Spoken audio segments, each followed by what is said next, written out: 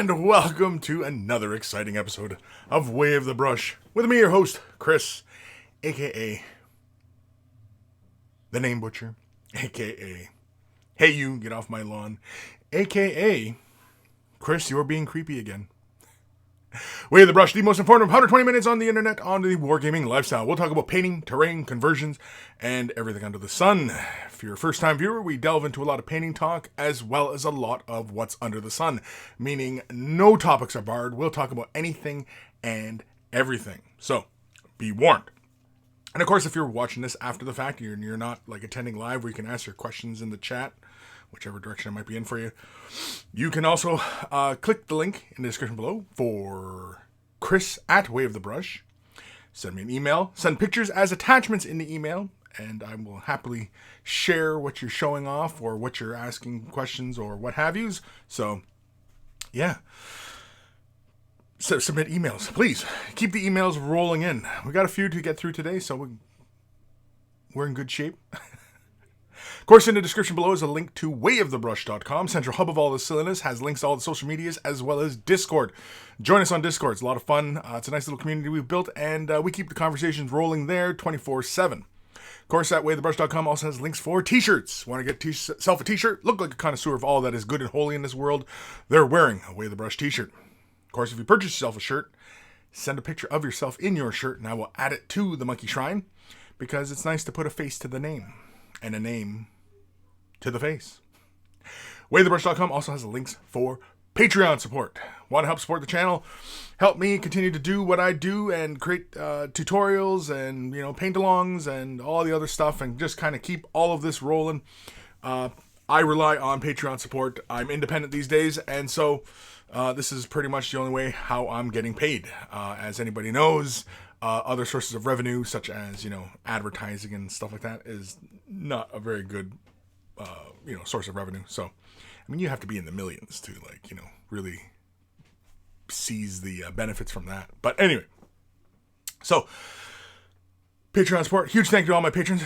Without their support, this would not be possible. And if you're considering Patreon support, I do have various links to support at. I've recently gotten rid of the $1 tier. So the gray plastic monkey, that is gone now. But everybody who currently supports at that level, so anybody of my patrons who are supporting at that level, you can continue to support at that. It's just that no new people will be able to join in at that level. So it was just highly recommended. And I have many channel updates on the Patreon if you're interested in talking about it. So anyway, big thank you to Carl, aka Guymere Alfer, aka Beer and Blood Bowl. That's his YouTube channel. Check him out if you love yourself some beer and you love yourself some Blood Bowl. Beer and Blood Bowl is where it's at. We always take the time to thank Carl for taking the time out of his busy day to create the email jingles that play before the email segment of the show. So always much love to Carl. Me love you a long time. And of course, a big thank you to my baby brother Evan for just sharing a little bit of his genius, creating the intro and outro music that plays during this show. And so always much love to my baby brother Evan, because he's my brother. There is another one. It's another Skywalker. Who's joining us? I can see Ghost of Starman Deluxe, Good Day Kris and Monkeys, Greenleaf Terrain, Aurora, Ebb and Flow, sup everybody, Raziel, yo, Enforcer 357. Man, it's been a long time since I caught a live episode. What up, Kris? What up? Jake Martin, thoughts on proxying non-GDW minis? GDW minis? Thoughts on proxying? I would assume you meant just GW minis. But if you meant GW minis, I'm not sure what GW minis are. So, but thoughts on proxying? I have no problems with it. Okay, for example, going to a tournament and you bought a third-party model that's a big demon. You really love it. You spend a lot of time painting it, and it just looks fantastic. And you want to play with it. I see no problems with that. I know that if you go to any official events, from, companies like Games Workshop, I know that a lot of times they have to be, Games Workshop models, as an example. again, nothing wrong with it. It's their rules. I mean, you want to play in their house, you play by their house rules, right? And that's really, really about the gist of it, really. So if you have house rules with your buddies and they don't allow third party, well, that's the house rules. Plead your case. Tell them, hey, you know what? I really like this model. I spent a long time. It's really pretty. I like it, and I want to play with it. And then maybe they'll go, hey, you know what? And if they're your buddies, they'll most likely just go, yeah, bring it along. I mean, if it counts as this, and it's obvious that is this, then I don't see a problem. You know what I mean? Like, all these models are, right? All they are is just a representation of those stats. Those stats are changeable. And the representation is also changeable, right? Like, this does not have to be a Space Marine with a Hellblaster. It can be a Space Marine with a discombobulator gun, whatever, right? I mean, if you mark it and it's clear that this is the case, then, no problem. Now, one of the things that I'm not super crazy about is, like, for example, taking Space Marines who are equipped with, say, bolters, and everybody's equipped with plasma guns. Well, that's not too bad, because then it's a broad thing. They're all equipped with that particular gun, and so there's no confusion, even though some of them might have different guns. Then, okay, everybody's equipped the same? Okay, fine, no problems. You know what I mean? Paid the points for it? No problem, right? But otherwise, taking, bottle of paint. This is my Orc Dreadnought. Well, I don't know. You're killing my immersion at that point, right? So, I would only do that as far as aesthetics go, right? Because, the big thing about the wargaming, tabletop wargaming, is the visual appeal. And, right? So, it's a bottle of paint, represents Space Marine. Then the yellow bottle, like, this bottle of paint is an Orc Dreadnought, and this bottle of paint is a Gretchen. That's crap. That's crap. You can't do it. I would argue against it. That's crap. You're killing my immersion. So, yeah. But anywho, Jake, I hope that's what you meant. GDWs, GD, or is he meant like, I don't know. I don't know what he meant. Greenleaf terrain, hooking known oil into my veins. Oof. I don't know about that one, Adam. Ebb and flow, is non-oil a disinfectant? Greenleaf terrain. Lies. Kris makes his money on other live campsites. He's so dirty. If only. Mike Grimshaw, episode 295. How will Ghost of Starman Deluxe warm a punch in the nose, or warrant a punch in the nose today? I don't know. That's entirely up to Ghost of Starman Deluxe. He's been pretty lippy lately. I don't know what his deal is.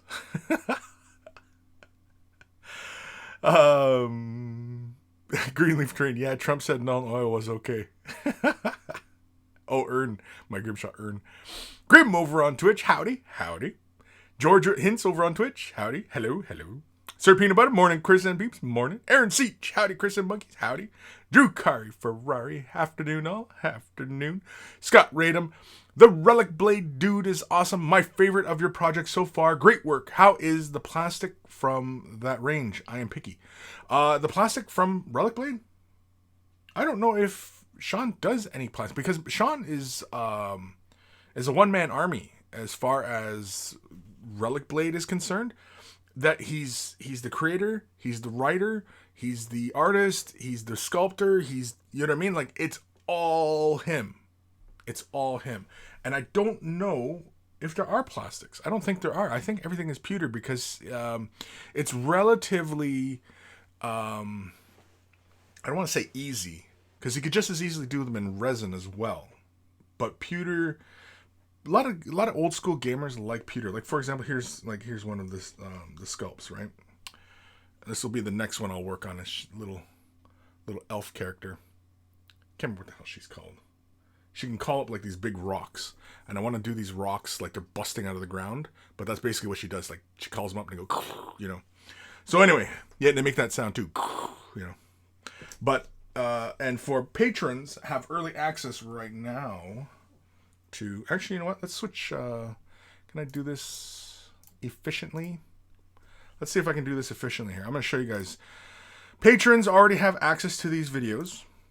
There are currently 3. The 4th one I didn't get up in time because I just didn't. And yeah.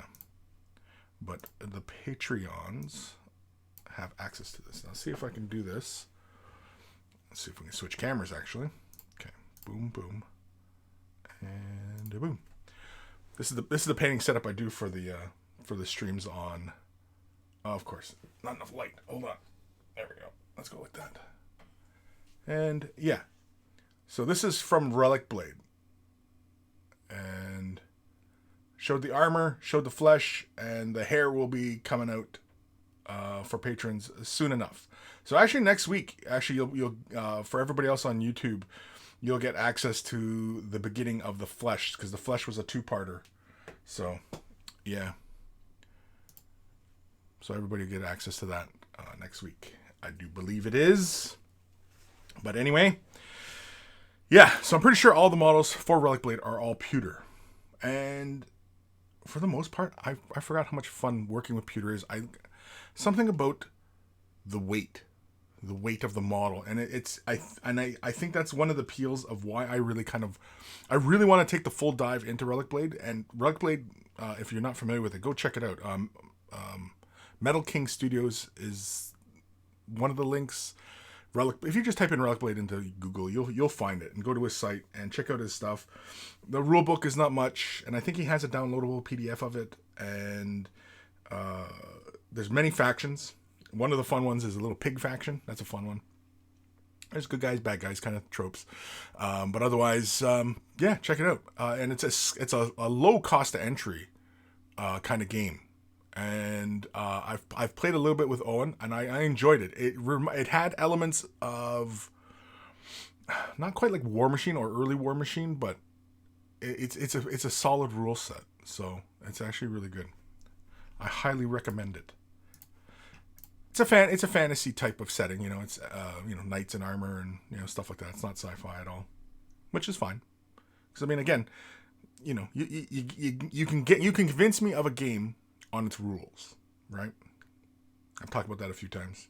War Machine was a hard one for me because I didn't really care for the models. But these models here are really fun, and like I like these. The faction here with this big stone dude, he's a faction called Wilderkin. And I liked it. It looked cool. And he was a big stone dude. And, And also, on my Instagram, I posted pictures of a little gnome riding a fox. And that's from the same faction. It's a little gnome, this little elf girl, and the stone duder. All right, where the hell am I? Ariel Sisinski. Hi, Kris. Hi, everyone. Hello. Enforcer. Game Designer Workshop Minis. What? Dark Commission, hi. Kris and Monkeys, hi. Reziel, I don't care for third party proxies in tournaments, but most everywhere else I wouldn't be bothered. Right. Well, I mean, like if the proxies aren't allowed in, say, a tournament, well, again, that's the house rule, right? And if you go gaming with your friends and you're over at their house and you're playing and they say, oh, no proxies, then that's the house rule, right? It's if you're in somebody's house, you abide by their rules, right? You don't go into somebody's house, tell them what's what. That's rude.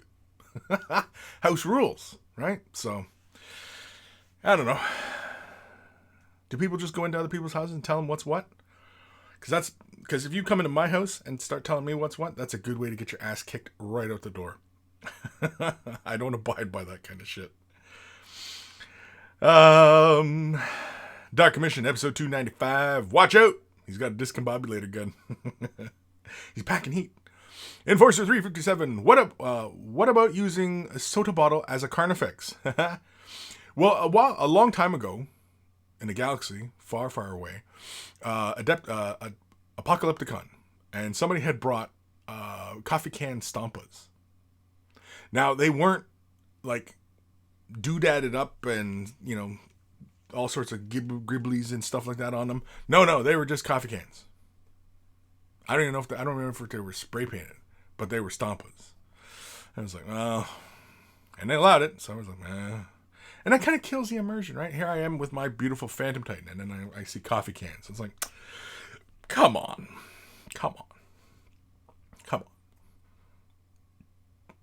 Jake Martin, thank you. No problem. Waylander 11, howdy y'all. Dialing in from Australia. Australia. Awesome. Isn't it like wicked early for you or wicked late? I think it's wicked early, isn't it? I don't know. Middle of the night? It's probably middle of the night. I come on in Australia in the middle of the night. Title of my porno film. Ghost of Starman Deluxe. Evil scheming noises. Aaron Seach. Relic Blade is all metal minis. Fantastic sculpts. Yeah, they're awesome. Scott Radom. Relic Blade isn't plastic. That's awesome. We'll order now. Yeah, check them all out. Each of the little factions come together in like little blister packs. And, it's only like anywhere from, I think, 3 to 5 models per faction for only like, I think it was like 30 US, less than 30 US, something like that. Don't quote me on that price, but it's not much. It's a low cost entry. And if you're already a wargamer and you're looking for something different and, give the rules a try, give them a read through, do a couple trial games to get the hang of it. And then you'll see like how very tactful it is. It's actually really fun. Ba-ba-da-ba-bum. Where the hell am I? Enforcer 357. Relic Blade looks like it got some kick-ass models. Yeah, they're a lot of fun. Like he's playing within, the fantasy trope of, elves, humans, and, dwarves and skeleton monsters. I do like the pigmen stuff. Mind you, though, like,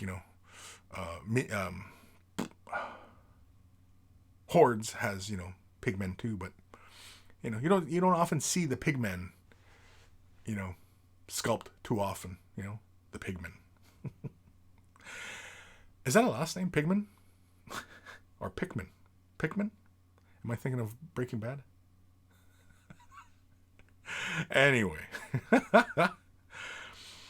David Mofat. Woohoo, it's Kris time. I love the retribution of Syra models, but the game never appealed to me. You know what? I'm usually a big fan of elf stuff. And yeah, Retribution of Syra did not appeal to me at all. They're cool. I mean, I get the appeal. Some of the models are kind of cool. But, meh. Yeah, with War Machine, though, it was, I liked Mercenaries. Now, mind you, I picked Mercenaries because nobody played Mercenaries at the time. Everybody was either Kador, Signar, Kris or whatever, right? And so I was like, oh, all right, I'll take Mercenaries. And, and I did all right. It wasn't great.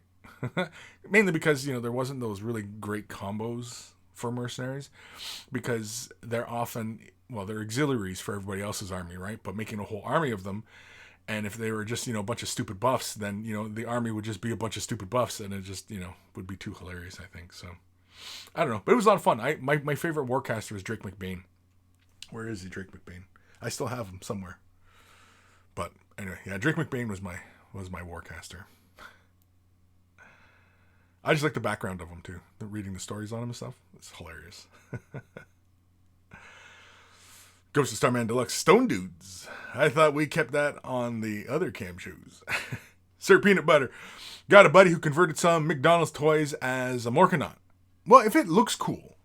You know what I mean? Like, if it still looks cool and converting a bunch of stuff and, you know what I mean? Even just taking, like, G.I. Joe toys and, you know what I mean? And making something that looks cool, painting it up and, you know what I mean? Like, you go through the heartache of creating something like that. I've got no issue with, right?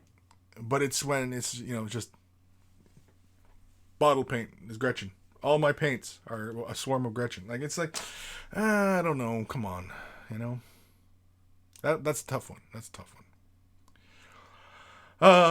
Paul Noxie. Hey, David. Hi. Enforcer. I mean, dude, if you Cam made a soda can killer, can then I go for it? But yeah, just a coffee can is lame. Wow, that was a hard sentence to read, Enforcer. Paul Noxie. Hey, all. Currently unboxing my Space Marine Heroes Terminators that just arrived. Those are the ones that are from Japan? Cool. Yeah, I was thinking about picking some of those up because, they're just different sculpts, right? But I think, are they not press fit? I thought they were press fit. I'm not huge on the press fit models. Not huge. Mainly because they often have inconvenient seam lines on them. That's all. But yeah. Lord Krabby. What up, Matter Flowers? Been a while, Kris. Do me a favor. Check out the new game, Streets of Rage 4, when you get a chance. The game is eye candy, and its a fighting system is incredible. Is this a video game, or is this Streets of Rage? Streets of Rage sounds like a video game. And Streets of Rage 4. Well, there's 4 of them, so it's got to be a video game. I'm going to assume it's a video game. Yeah, I'll check it out. Send me a link. Just send me a link. I'll check it out. That goes for everybody. Send me a link. Check it out. Don't send links off to crazy ass sites and stuff like that. Just like, ugh, never mind. Don't send me links. Aaron Seach, Relic Blade is almost too easy to play as well. Love the game. I have 4 of the factions: Lone Guard, Pigs, Temple of Justice. That's only 3. That's 3 factions. Aaron, where's the 4th? What's the 4th faction? Car King 555. Way of the Brush, episode 295. I'm so corny, I'm corn.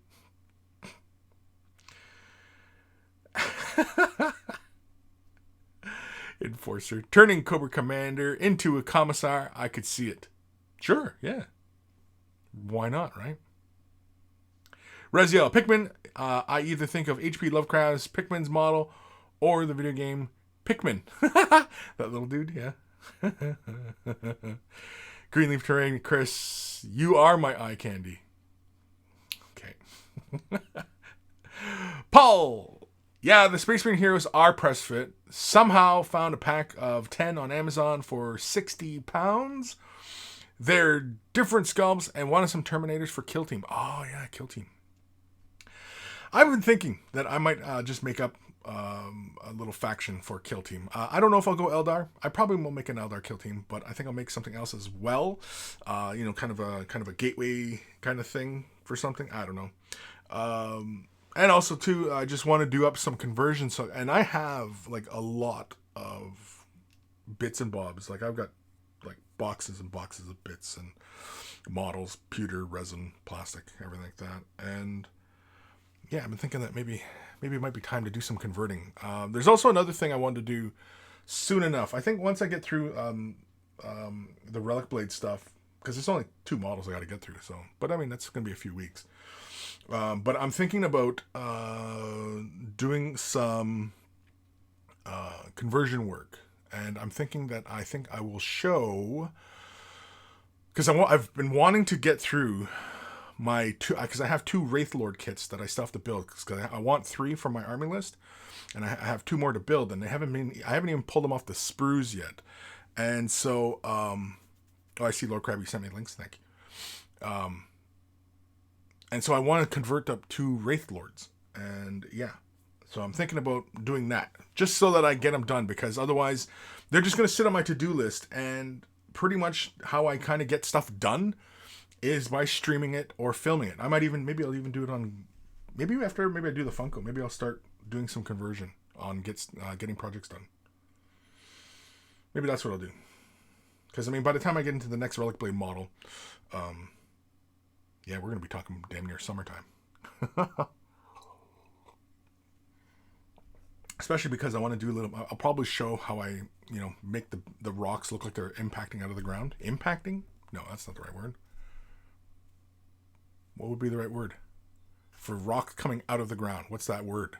It's not impact, because impact is... I assume impact is coming like in a downward force, impacting into the ground, right? Whereas if they're spiky things coming... like out of the ground. Out of the ground? That seems lame. I thought that word would be more fun than that. Coming out of the ground? Anyway. Aaron Seach. Sorry, the bones and the darkness is the 4th. Inadvertently, it entered before I finished. Oh, okay. Yeah. The bones. The bones. Heretic Scott. Hey, dudes. What are we all working on today? Making my own custom Necron Lord. Best part of the hobby. Converting, yeah. Hey, I get it. I've got a friend. Hey, all he really enjoys is assembly. I tease him all the time, get his stuff painted, right? But he just loves assembling stuff, and he's got a massive collection of models, and he just likes modeling up his stuff, and I mean, there's nothing wrong with it. I tease him all the time about getting his stuff painted, but, whatever makes him happy, So, I mean, you can't tell somebody how to enjoy their hobby, right? So, I mean, if you enjoy converting and making models and assembling and stuff like that, and you just like looking at them on your shelf, by all means, who am I to tell you you're doing it wrong? It's even with painting, right? Painting, there's many ways to paint miniatures. You can paint it with your fingers, and you can paint it with an airbrush. You can paint it with a regular bristle brush. And even then with bristle brushes, right? I mean, they could be synthetic hairs or sable hairs or, like, there's so many ways. And there's really no wrong way, unless, of course, I don't know, it negatively impacts people. Then that's probably the wrong way. Legion, do an Eldar Corsair kill team. I already have Corsairs that are half painted. I don't know if I've ever shown them. I think I have. You know what? I'm going to grab, because I have one that's kind of mostly painted. Let's see here.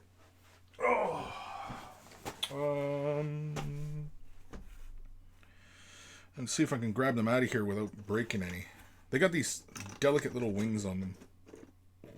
Is that him?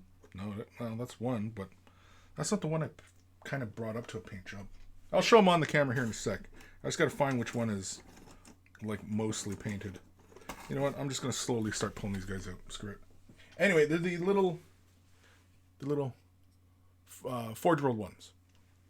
They're pretty cool. I like them. I was just going to have them as an addition to my my Samhan army. But I just haven't gotten around to actually finishing them. Surprise, surprise, right?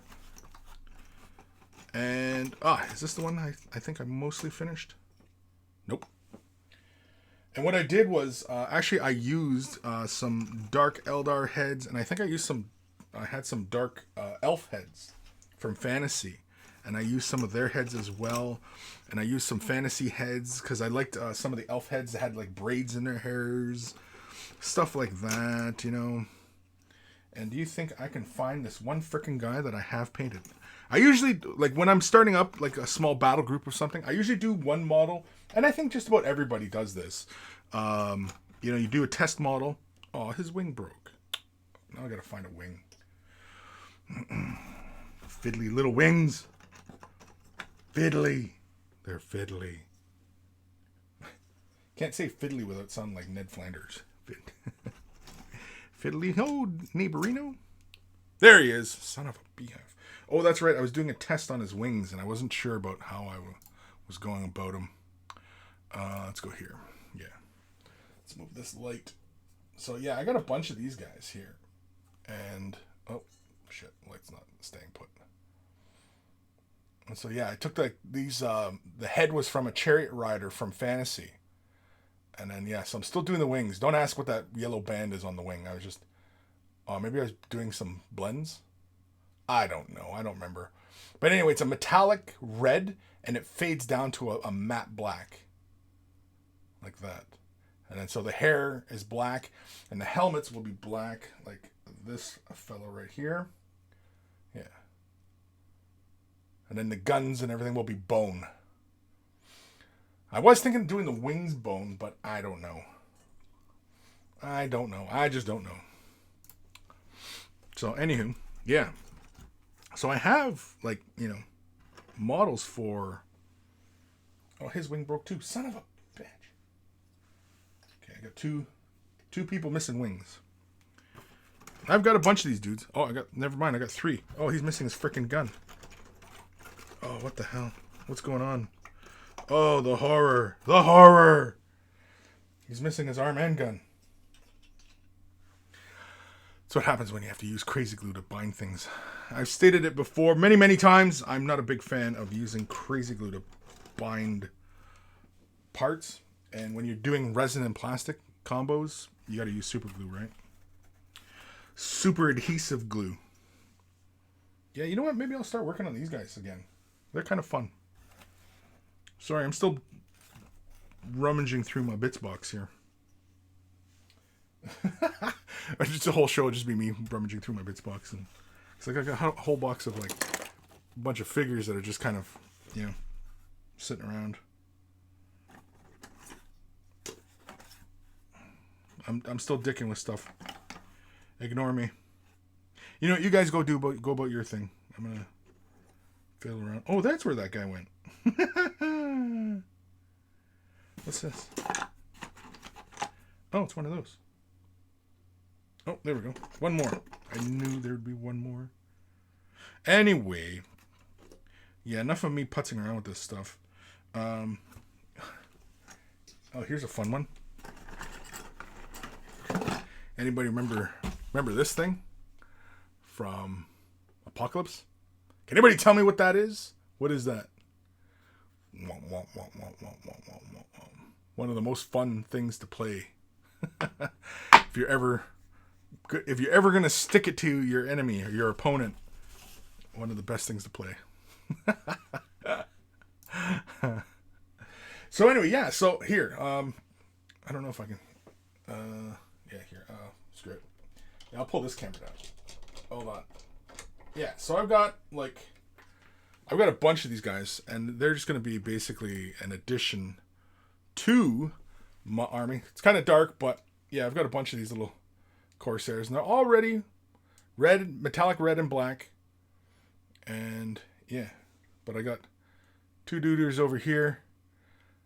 You know, a bunch of them. I still have to do up their helmets. Some of them have hair, and you know, got to do up their armor and such. But otherwise, yeah. So, anywho, it's another project I just added to my to-do list here. But yeah, you know what? I think I'm gonna get back into them. Just because I was having a bit of fun with them, and you know what? That was like 2 years ago. I think I was working on those. Oh, he's broke. I need him there. So I got to find 3 wings. Not hard. Hopefully they're in that box. Where am I? Scott Radom ordered the Relic Blade book and 3 factions. They have free ship code for orders over 100 US. Cool stuff. Yeah, I mean, and it's, you know, it's not a lot of, you know, cash. Like I said, it's got a low cost entry, and it's a fun little game. And if you're already into some fantasy war games, you'll already have like fantasy terrain and stuff like that. You're all set to go, you know? Yeah. Raziel, Kris, what is Adam's obsession with getting you naked and being a cam girl? I don't know. I don't know what Adam's obsession is with that. Couldn't tell you. Grim, bursting from the ground? Bursting from the ground? Yeah, I like bursting from the ground. Ghost Starman Deluxe, erupting? Ooh, erupting? Bursting? Erupting? Sure. Zip TV. Hey, did you get the Howling Griffin pop figure finished? No, he's not finished. You could probably see what I was just showing on the camera. He's still in the position that I finished that stream off yesterday. He's still sitting in that position. I didn't come back and get to work on him. I got into other things yesterday, and so I never got back to him. So, yeah. I know. Well, like I said I might come back. I didn't say I would. Paul, I just bought the Catachin Colonel Strachan now GW web store back open. Going to be Wargamer Girl's late birthday present. Such a cool model. Cool. Ghost Starman Deluxe. I'm the same. LOL. I rarely ever don't kip ash a model in some way.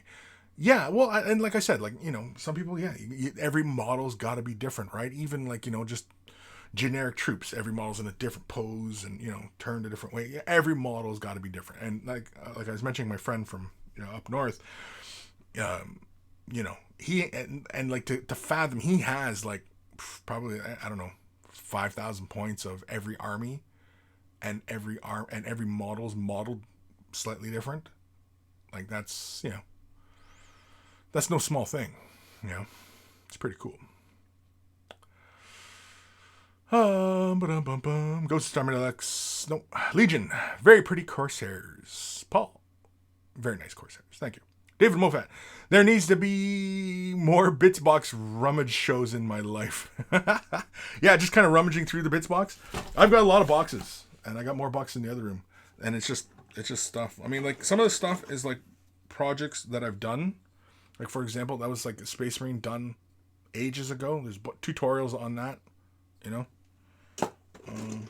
Well, even like any of the people who are familiar with my work, I did a whole series. I did all 18 pre-heresy Space Marine chapters, and so yeah, I got a whole bunch of these guys. I got a Dark Eldar dude here with a red banner for some reason. Oh, I did the armor. It's like, why do I have a Dark Eldar dude? Yeah, because I did the armor. The armor's painted very darkly. Darkly? Very darkly. Now I'm kind of looking through here. Orc. I did like, the reddish shadows, but I also did like a glowing tattoo. Apparently somebody wanted a tutorial on, a glowing rune or something on the armor or on the arm, like in the flesh. I said, all right, I'll do it.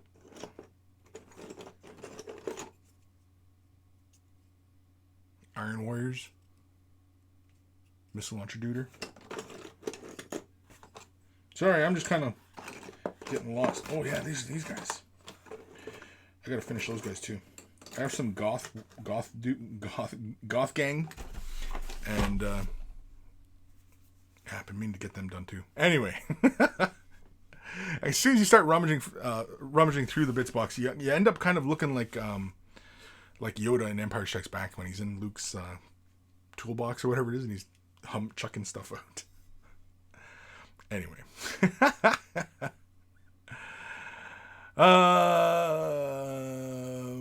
Ghost Starman Deluxe. Void grenade? Vortex grenade? Something like that? Yes, it was a vortex. It's a vortex template.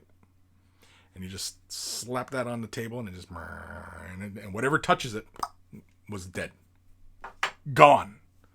Except Super Heavy. Super Heavy's took like an automatic amount of damage. But everybody else, characters, monsters, stuff like that, touch it, get sucked in. Just bloop. Paul, Chris's next video, 2 hours of box rummaging with the occasional 20,000 viewers. Yeah, I don't know about that, but I mean, yeah. It'd be a fun one. It would be a fun video. Here's one. Here's a Tau I did. I was doing like light sourcing and everything. I don't know if we could see that. And yeah. Let's go this one here. Yeah. It's really dusty because it's been sitting for a long time, but yeah. So I did lava, and then you can see we did the OSL on the feet and everything like that. Give it that impression. Bit of a conversion. Never finished his guns. But whatever's right. Anyway, maybe we'll have to finish him one day if I can find the guns. Ugh. Anyway, okay, enough jumping around in there.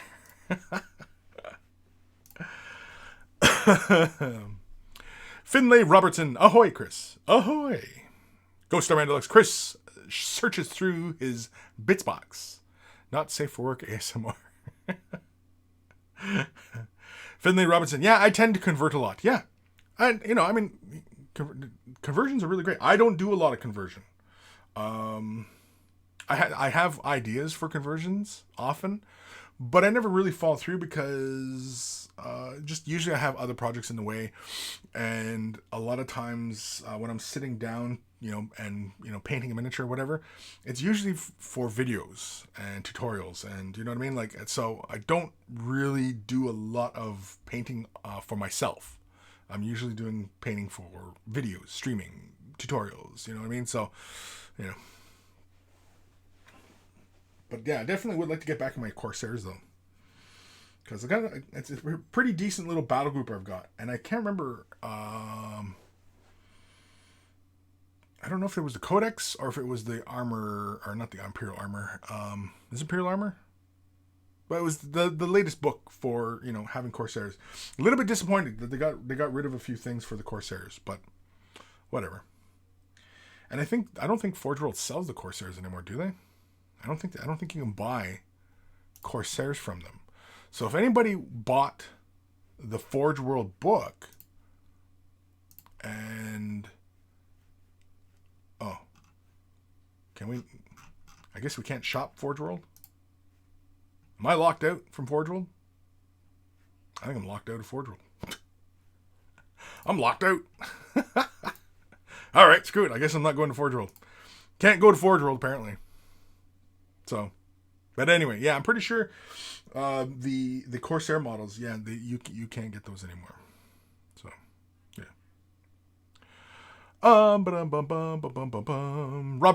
Finlay Robertson. I made a Lord of the Rings troll army with 6 unique trolls. That's cool. Send a pic. Rumen Matinov. Hey Kris, send everyone happy long weekend to everyone. Is it a long weekend? Why is it a long weekend? Why is it a long weekend? Mother's Day is next weekend.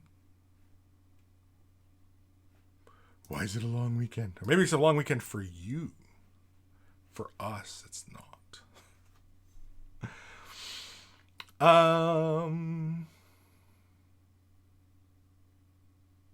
Ghost Star looks. The drone head is cool. Yeah, well, it was because I wanted like the conical hat kind of look. Because oftentimes, you know, with the Tau, it's kind of this Asian vibe. What?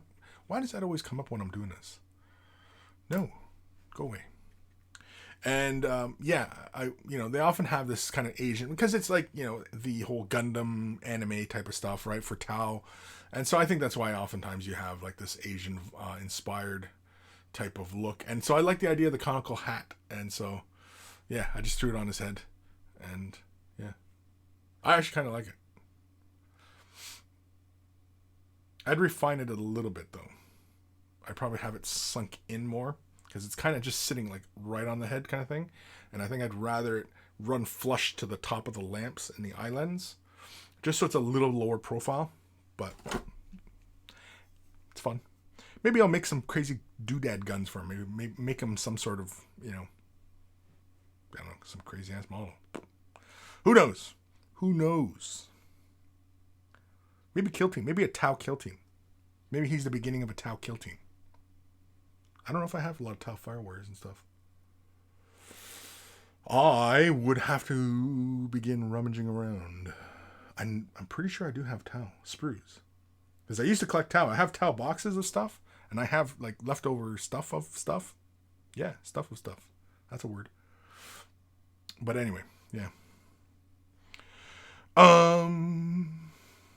Reziel, I separated my bits by faction into fishing tackle organizers. So far works very well. Yeah, my brother-in-law used to do that too. He used to have he used to just collect chaos, but he would snip off all the extra bits, stuff like that, and he'd have them all in this, you know, that small little, like, what is it, for like screw parts and stuff like that, and he'd just chuck all the little bits in there. So, yeah. Where the hell am I? Roman Matna, for me, converting the part I enjoy most in the hobby. Yeah. And I think we often overlook the converting part because, you know, it's part of that assembly phase. And, you know, some people just really enjoy assembling stuff, you know, and converting, you know what I mean? Like making your own parts or kit bashing, or, you know what I mean? Like, and realistically, like, that's one of the few areas really where, you know, you are free to express whatever kind of crazy ass ideas you want, you know? Because with painting, I often have this issue with the painting side of things, because I do more painting than anything else. And with painting, one of the hangups I end up seeing, one of the hangups I end up having about things is, for example, a detail that's painted or sculpted like fur. It's going to get painted like fur. Parts that look like armor, going to get painted like armor. There's no leeway there, you know, not really, because then, you know, somebody could paint them up look different, but then people go, oh, what the hell is that? You know, but whatever. It's just, you know, it's kind of, it's a paint by numbers kind of thing. And whereas when you can get into converting and stuff like that, like, you can let your imagination run wild. You can take parts from other kits, bring them together, make something different, and, you know, create a backstory behind it, or just, you know, or just looks cool. And, you know, so there's a lot of wiggle room for expression and individualization, within the converting, other than, getting to the painting. And of course, with like orcs and stuff like that, like the sloppier your conversion work is, the more orky it ends up looking, which is actually pretty great. Versus like something like Eldar, converting Eldar stuff, like you really kind of want to have clean lines and, seam lines disappear and, all these kind of really masterful type of converting skills, as opposed to, orky conversions where you just kind of slap it all together and the more slapdash it looks, the better it looks, so yeah, it's kind of funny. I don't know. Finlay Robertson, I keep thinking of doing a Legion of the Dan Primaris kill team. Ooh, yeah, that'd be cool. Yeah. Do it. Paul Noxley. Noxie? Paul Noxie. I want to say Noxley. Why do I want to throw the L in there? Noxley. My current for fun kit bash is a Primaris with 4 Genestealer limbs added on. Its nickname, Spoderman. Spider-Man, I got him. I am Spooderman. Rumen Matinov, Labor Day, ironically enough. Oh, okay, Labor Day, right. The Kim, there he is. Hi. Raziel, that drone head suit looks very similar to some robots in Samurai Jack. But I remember you haven't seen that. No, I haven't. I haven't watched Samurai Jack. 9. David Moffat, I kit bashed a Pelagarth blood mask with some Forces of the Abyss bits recently. Kit bashing can be pretty fun when you see a miniature with potential. I think just about almost any and all miniatures have the potential when you're in the mindset for converting and, chopping them up and rearranging, moving the limbs. Like even just doing a simple head swap, that's conversion. If the model's in a fixed position, but you saw the arm off to change its position or swap it for a new one, that's conversion, right? Anytime you are converting the original sculpt, that is a conversion. So, and converting, like I said, it's as easy as a head swap, all the way up to, sculpting new parts on, or sculpting an arm or leg, or adding bits, or like just it can be as complex as you want to go. Excuse me. And so, yeah, like it's almost limitless, I would say. It probably is limitless. Converting, yes, let's go with that. It's limitless, and it's one of those aspects that, it's only limited by your imagination and, what you can see happening, right? Which is very cool. I don't do enough converting. But like I said, I have 2 Wraith Lords that I want to convert. All it is just simple pose swapping, and that's all it pretty much is. But I still want to get it done because I want to get these Wraith Lords done because I've envisioned my army with certain aspects, and yeah.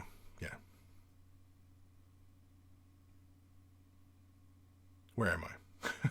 Ruben Matnoff, I just finished converting the Night Lord's force for Reviers, in the process of painting it. Cool, yeah, and actually we'll get to that email today. What time are we at? Holy cramoly, it's almost 1 already? Jeez Louise. Paul Knox, whenever I hear someone say Tau, all I can think of is that clip of Sam Lenz shouting Tau for sale. Okay. I don't know what that clip is. Reziel, I heard I have a hard time identifying my favorite part of the hobby. It changes like my moods, I'd say. I really enjoy it all. Yes, I agree. And I can get on board with that. Yeah. I enjoy the gaming side. I enjoy, reading the background. I enjoy converting when I do it. And painting, I enjoy it, Yeah, there's many aspects of this hobby that I enjoy, and I enjoy all of them. I mean, you it's kind of like, kids, right? You say, oh, you love them all equally, but, there's always one.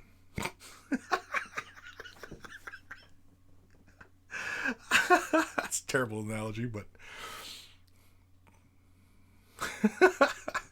all the parents out there were laughing a bit. They're like, oh, wait, no, my kid's right there. I mean, no, I love you all. That's awful, I know. Oh, man. Anyway, David Moffat. It's always a mistake to sell your Tau, though. Well, I sold my Tau a long time ago.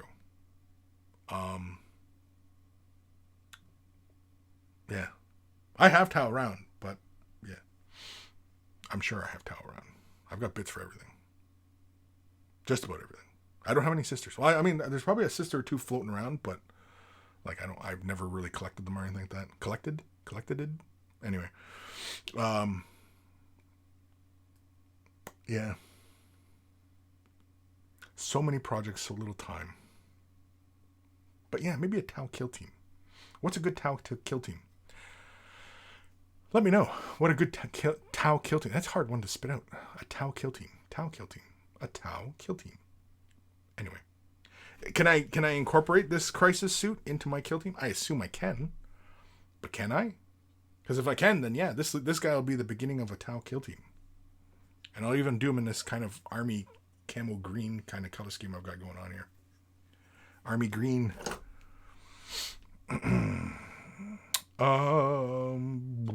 The Gim, you okay? No. Are you okay? Oh, right, the Gim. Paul Knox. When GW Web Store reopened, my Instagram was full of screenshots of "You are in a queue." It has since settled down. Reziel. Yeah, I was just literally saying that about my kids the other day. I love you all the same. Except you. That's awful. That's awful. No. Every parent out there is like, Kris, that's awful. You can't say that. And some of them are going, yeah, you can. You can say it. All right. Well, let's do an email because we can and we shall. And let's keep things on the roll here because I don't feel like doing a 5-hour show today. So let's do this. If you're wearing headphones, turn them up or down because here it comes. Email time. It's email time.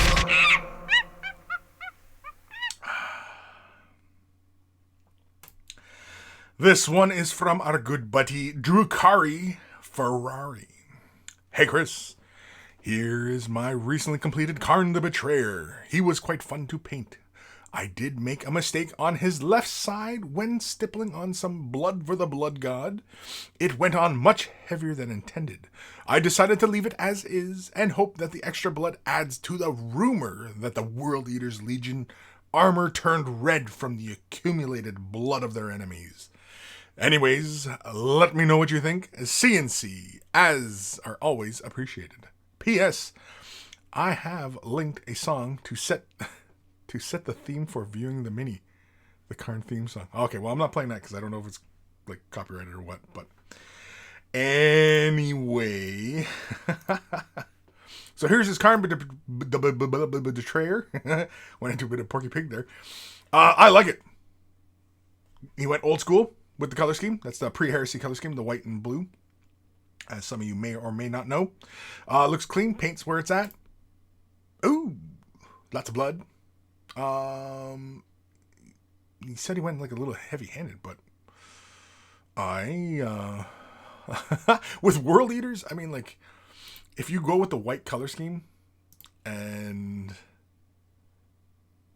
I think blood could have, I think blood could have been on the soles of his feet as well, kind of like splattering up the legs, like he's wading through, or stepping over bodies and stuff. I don't think it's too much blood, though. I don't think it's too much blood. Do you think it's too much blood? I don't think it's too much blood. I like it, man. He looks good. Yeah, it doesn't look like too much blood to me. Come on, did you not see my corpse grinders? They're dripping with blood, for God's sakes. And in fact, Matt, if you had seen those videos where I was applying the gore, that might help you with future endeavors of doing World Eaters. splattering the armor. Of course, if you still have access to the old tutorials I did of the World Eaters in the 30K color schemes, that might help as well. If you still have access to all that, all those videos. I did those, I think, like 2 or 3 years ago. I think it was shortly after the Betrayal at Calf box came out. I think that's when I started doing a bunch of them. I just grabbed a bunch of sprues and just did a bunch of Marines. But I like it. It's nice and clean. I would be okay with a little bit more blood on him. I'd be okay with that. Especially like on his face. Like kind of splattered up on his face kind of thing.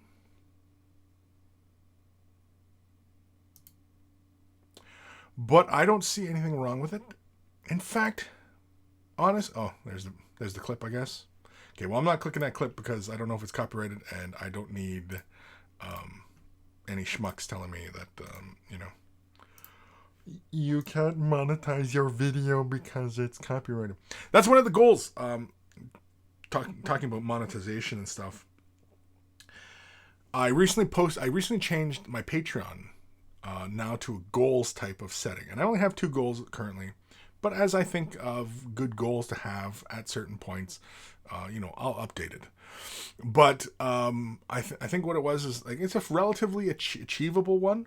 But I think if I reach 150 patrons, I'll demonetize all my videos. I will get rid of the ads on the videos. All my videos. All of them. Every single solitary one will not have an ad. So you won't need ad blocker, and, you know, because like I said, you know, earlier, you know, advertising revenue on many platforms is not, you know.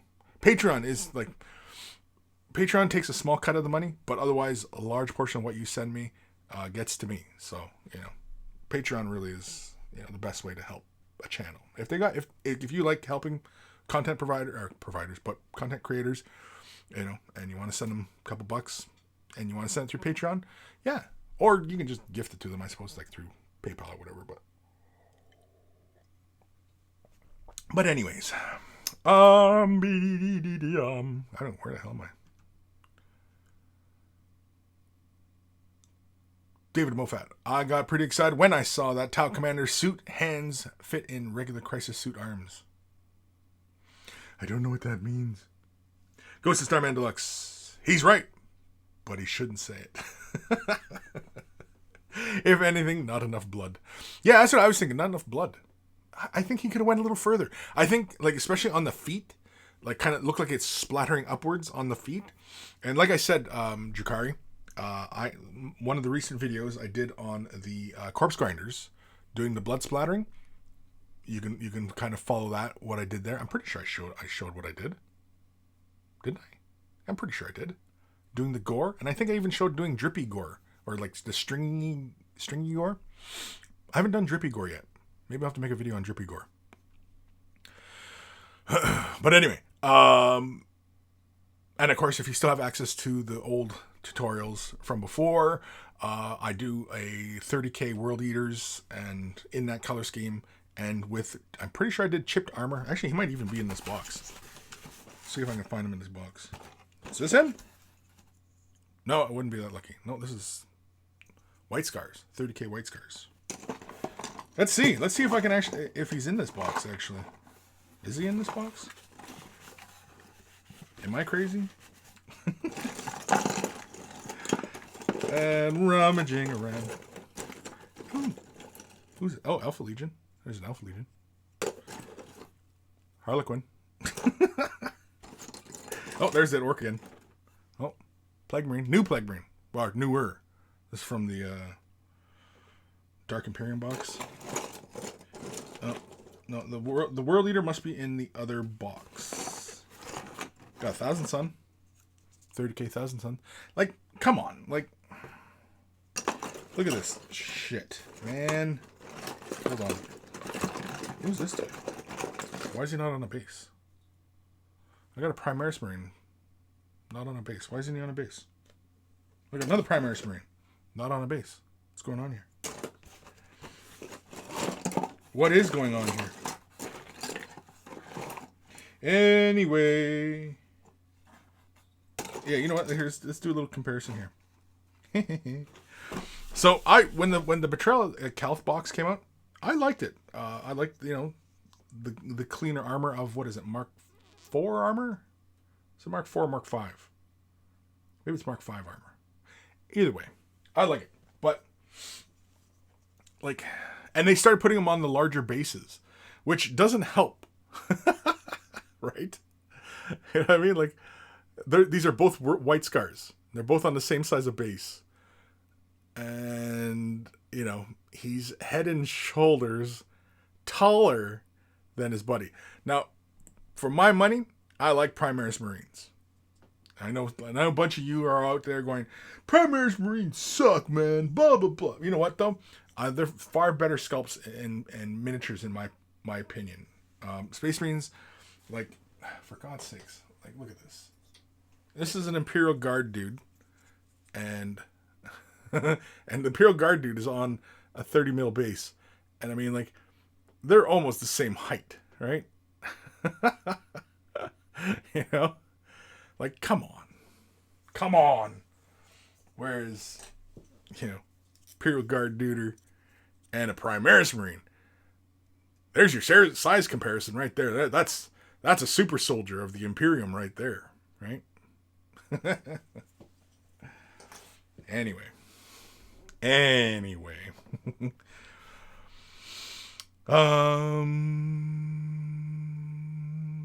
Matnoff, love it. Also run my World Eaters pre-heresy scheme. Cool. Paul, I do like that blue. Looks Thousand Suns-ish a shade. Thousand Suns-ish? Thousand Suns-ish? Suns-ish? Hansel? Scott Radum, nice work on the Axe Guy. Yeah. Ghost Starman Deluxe. Calth had Mark 4 armor. That's Mark 4? Okay. Yeah, because it's got a sloped helmet. That's right. Because Mark 4 is a sloped helmet, whereas Mark 5 armor looks almost like the Mark 7 helmet, right? Something like that? Anyway.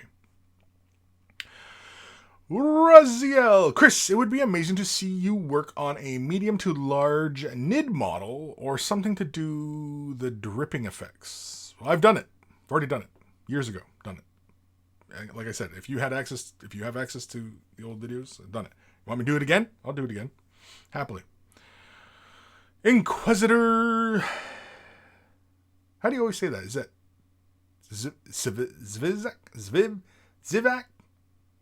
Zivak? Anyway. Primaris are the size of what normal Marines should be. Yes, I concur. Primaris Marines should be just normal Marines. And in fact, one day, that might be the case. They're just Space Marines or Adeptus Astartes. Right? Ruma Matnoff. Agree on the Primaris point. Even though I play Chaos Marines, that true scale feel is just much better for me. Yeah. And I mean, like, you look at, like, the new Plague Marines. Where is he? Yeah. Like, this dude's huge. Like, compared to Space Marine. I mean, like, the Plague Marines are even bigger. So, did they get their hands on Primaris duders? Did they? I don't know. I didn't think so. This was actually a fun tutorial to do. I remember this tutorial. This is the one where I just started the model off with brown orange and just basically stippled it everywhere, and then stippled the green on, gave it a quick dry brush, and because of all the stippling, it gave the armor a slight texture, almost like a World War II tank. How they all have that slight texture on the paint. They just got it because it's like a rough cast kind of piece. Anyway. Paul. I mix my kill teams with Rig Marines and Regular. You do have an extra wound with Primaris, but regular are smaller and can get behind cover easier. Yeah, but by that logic, then Marines, they should, recruit from Rattling homeworlds and, make Rattlings Marines. Oh, Rattling Marines. There's a thing. Make Rattling Marines. Make powered armored Rattlings. Or would that be just basically the little chibis? The little chibi Marines. Actually, that'd be kind of fun now. Now that I'm thinking of it, I kind of want rattling Marines. I want little rattlings in Mark .5 armor. Instead of Mark 1 or Mark 2, it's Mark .05 armor. Inquisitor. I had to put old Plague Marines on jacked up bases to get them to the height of the new ones. Yeah, exactly. David Wofat. Space Marine heroes aren't quite as big as Primaris, but they look a lot better than Min Marines. Oh, really? Yeah. So look. Oh, yeah. Because those are new models, right?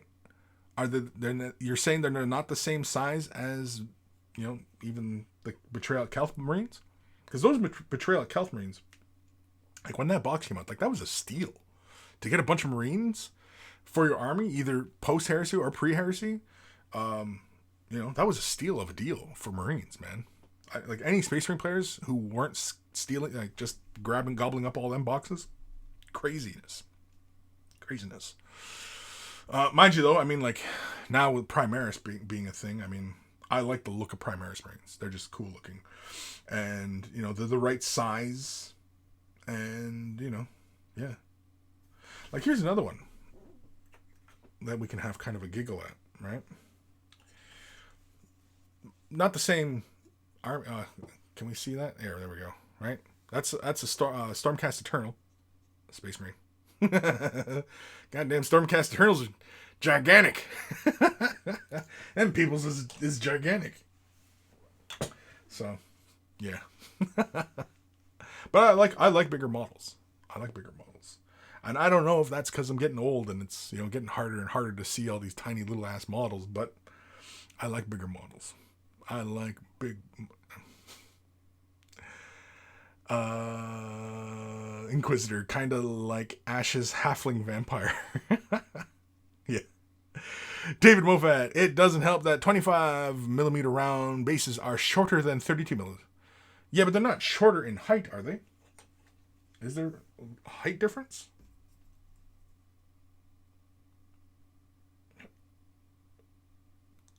Just slightly.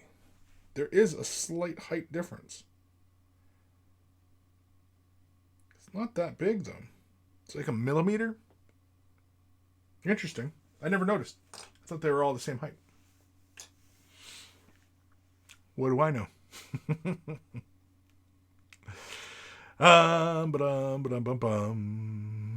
Paul, don't destroy Kill Team Tactics, Kris. No? Don't destroy my Kill Team Tactics. Oh. Yeah, halflings, man. Halfling Marines. I want to see halfling Marines. I want to see Marines in halfling armor. Powered armor. Marines in powered armor. 0.5 armor. Enforcer. Gotta head out. Do some home...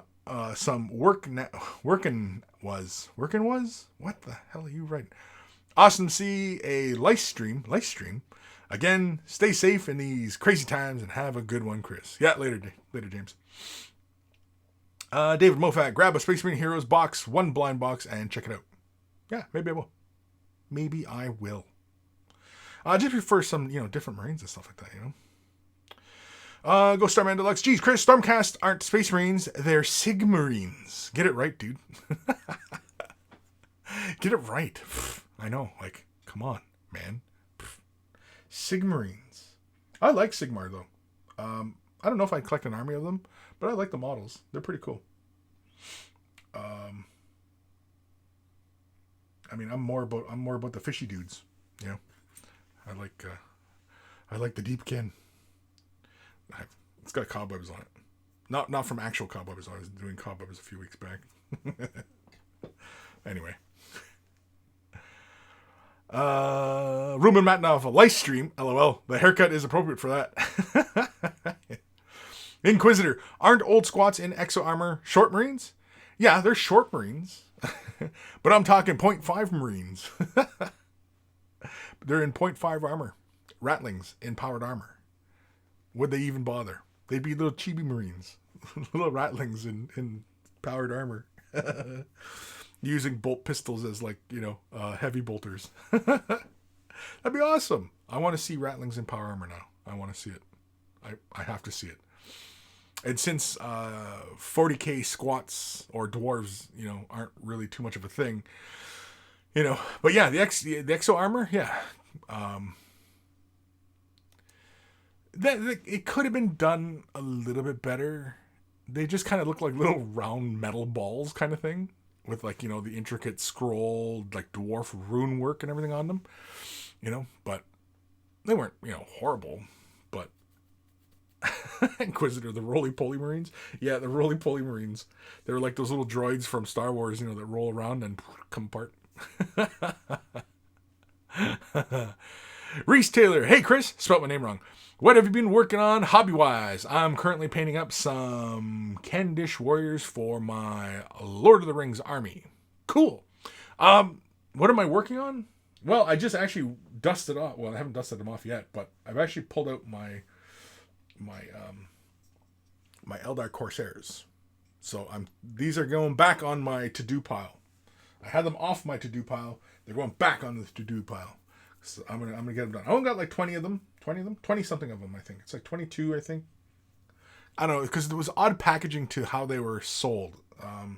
There's like some of them are the heavy weapons. I think I only bought one heavy weapon. People bought two.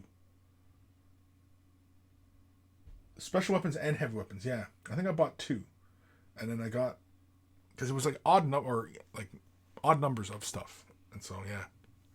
Anyway, but yeah, Corsairs. I think I'm gonna try and get them done. Nothing spectacular, just tabletop.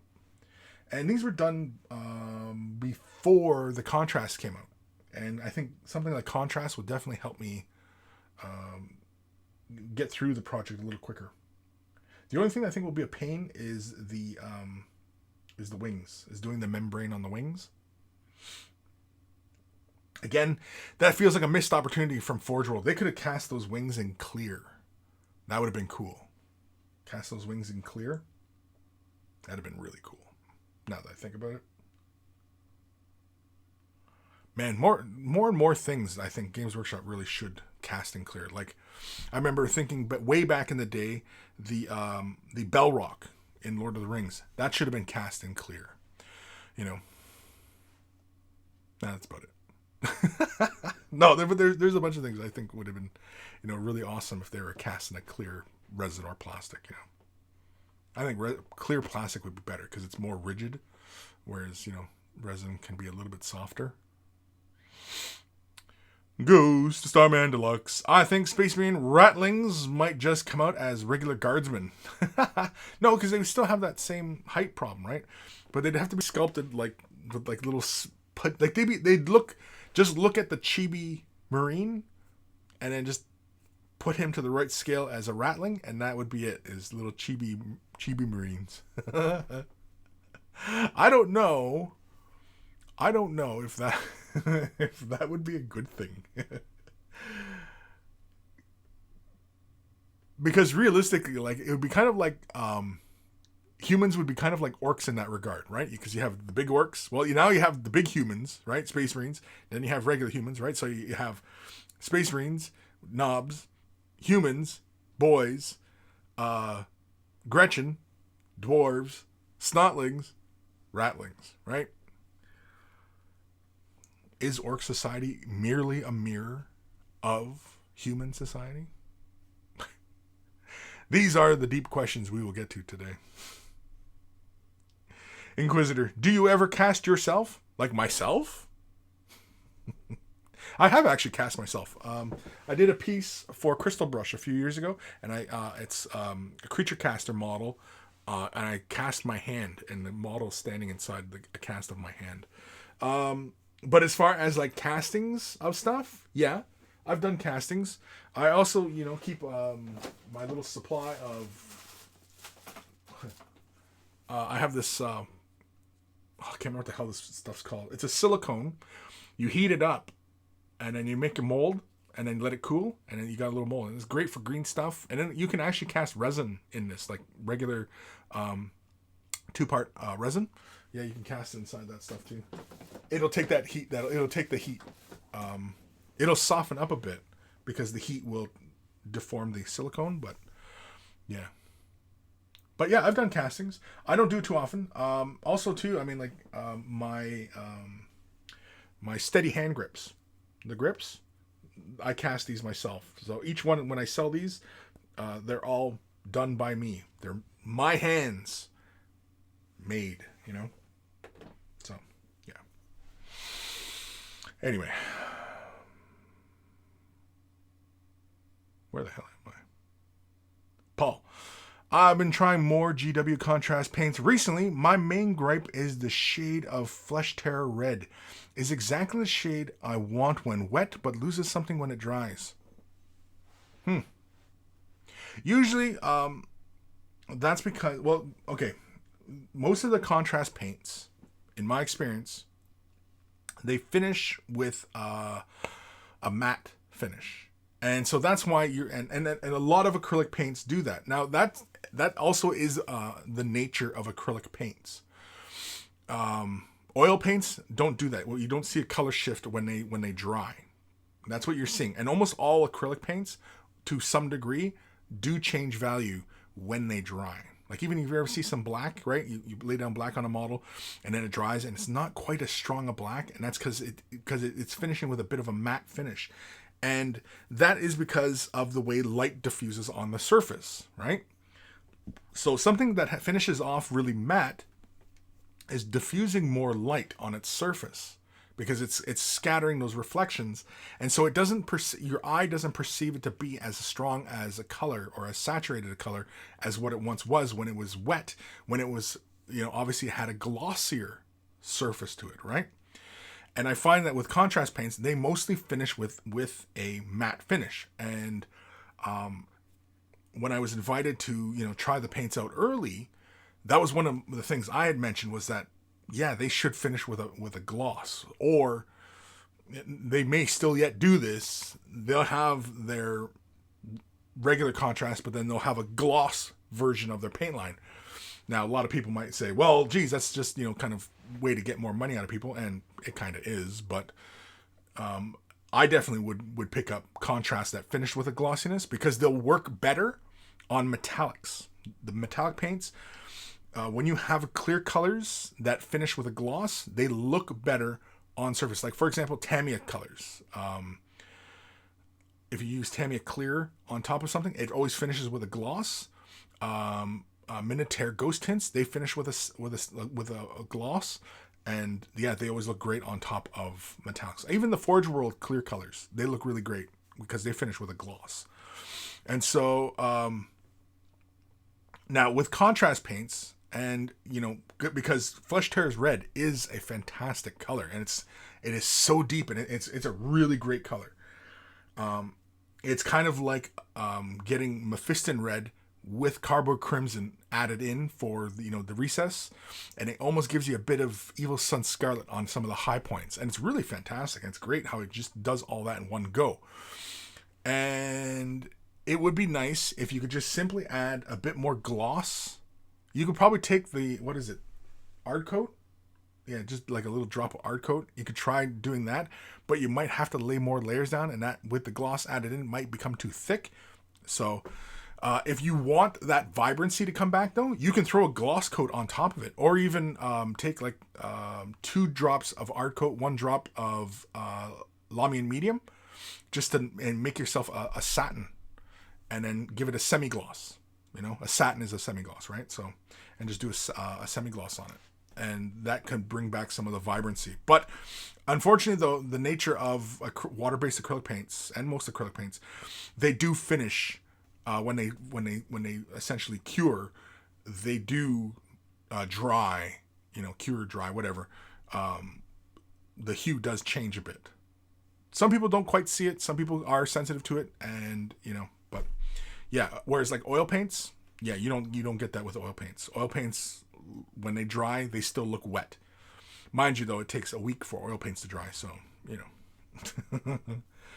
there is that. Rumen Matnoff, blue staff on Omaru or some such. Omaru? What's Omaru? Blue staff. I don't know what we're talking about. Inquisitor, gloss varnish slightly through an airbrush. Yeah. So, yeah, just throw a little bit of gloss. You can add it to the mixture, although you're basically thinning out the color by adding a bit of gloss varnish to the paint mixture. You're also thickening it up a bit. Now, mind you, gloss varnish does finish very, very thin. It reduces down when it dries, but you can just as easily take a dollop of gloss, maybe a dollop of Lamian, give it a mix, and get yourself a satin, right? Which is the in-between, right? Because there's only 3 varnishes really, right? It's gloss, satin, and matte. Lamian medium finishes matte. Ard coat is gloss. You mix the two, you got your satin, right? So, yeah. Paul Noxie. Oh, thank you for the paint tech info, Kris. Appreciate it. Yeah, no problem. Ruma Matnoff, your silicone for casting. Oh, blue stuff? Yes, blue stuff, right. No, yeah, Omaru. Yeah, that was it. It was because it was, or no, Omaru is the blue, but that was, I don't know. I picked that up. Where the hell did I pick that up from? I picked it up at a hobby store, but it was off a website, and I was like, oh, this is, yeah. And I bought, I think, a full package. And I think that's just one package. And when I bought it, I was like, man, I should buy more of this because this stuff is really great. And like, I highly recommend anybody who does a lot of converting, or not just a lot of converting really, because, for example, there might be a detail. I did it for one model. What did I do it for? I think I did it for the Space Marine. Because I drew, you remember the True Scale Space Marine? He's a Crimson Fist. I copied a Space Marine leg. It had the laurels on it, and the legs on that True Scale Space Marine are actually Terminator legs. But I wanted the laurels and everything like that, like, because I basically did them kind of like a stern guard. And so I took that casting silicone, cast the leg, took green stuff, mashed it into the detail, and then waited for it to cure, trimmed it off, and glued it into place. And you know what I mean? And it's that easy. And all you gotta do is just warm up your kettle, pour it into a bowl, right? When it goes to near boil or boil, you can let it boil and then let it sit for a few minutes, because you obviously don't want to be, dunking boiling water or splashing boiling water around. But anyway, you put that in, let it sit until you start to see it kind of, you can even poke it with like, a spoon or whatever until it starts to feel a little bit jelly-like. Pull it out. I often recommend, you can do it either way. I mean, you can make one side and push your part into it, or you can make a 2-part mold and push your part in and squish the other side on, if you have something to act as a barrier between the 2 points. So because the silicone, when you mash it up against each other, silicone only sticks to itself. Rule of thumb. So anytime you're dealing with silicones, yeah, they won't stick to any other surfaces, but they will stick to themselves. And so if you're trying to do like a 2-part mold, it will stick to itself. Hey, what's up, honey? Ooh, what's that? Oh, it's like for you. Huh? It's like for you. Ooh, well, hand it here. Oh, I thought you were opening after your stream. Okay. What is it? It's on Amazon. Ooh, Amazon. Oh. See, I'm still waiting on my space. Oh, honey, can you do me a favor, though?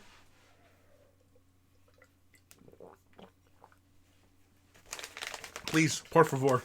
That's some ASMR gulps there. Well, yeah, did everybody hear me gulp that down? I was hoping it was my space ring, but it's not a space ring. Oh, I don't want to show that. You guys can see my stuff here. Oh, anyway, so yeah, the doing that for casts, like, say for example, you like the skull detail from something, or you want to copy a detail from a model and make a green stuff casting of it, essentially, right? And you just take a bit of green stuff and you just mash into a ball, squish it into the mold, and you got your part. It's really great stuff. I highly recommend it for anybody who's really into the converting or anything like that.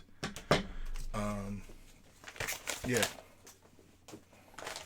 I know, rude, right? I'm going to do this while I'm on the show here today. What is this? Oh, this is this. Yeah, I needed this. Why I bought it. It's a USB wire. I did, spoiler alert for everybody out there, I did a tutorial. Oh, thank you, honey. Thank you. I filmed a 4K tutorial. I filmed painting in 4K. And so I was going to post that for the patrons the other day, but my method of getting the information off my camera failed me. And so I had to pick up a special thing. And so this better work. Yeah, this better work. And so I needed a USB wire. This is a USB. I think it's a USB C. Is it C or 3? Perfect. I basically need, because to record the 4K is I need a CFast card, CFast 2.0, and so now I have that. So everybody who's Patreon, and I'll probably only do this as a patron only video too.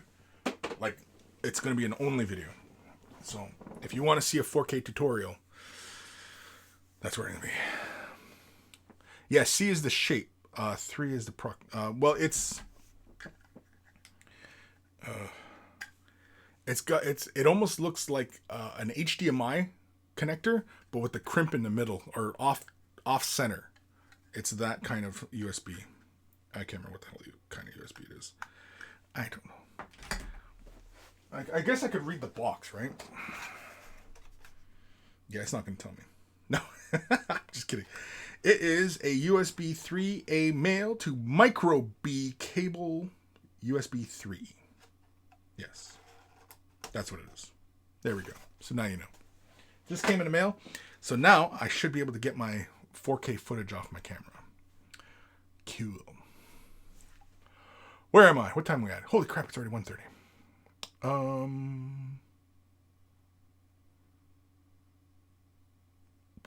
Oh, where am I? Paul. Nice thing I just noticed with my Space Marine Hero Terminators, they all come with a helm or face head option. That's cool. Go Starman Deluxe. Your Viagra shipment, Kris? No, that's tomorrow. Reese Taylor, how are you doing giving up the smoking, Kris? It's not bad. I haven't stopped yet. But I am really reduced as far as intake is concerned. I'm down to just, a few a day kind of thing. But yeah. It's been kind of a tough week, actually. Just trying to, get on board, as it were.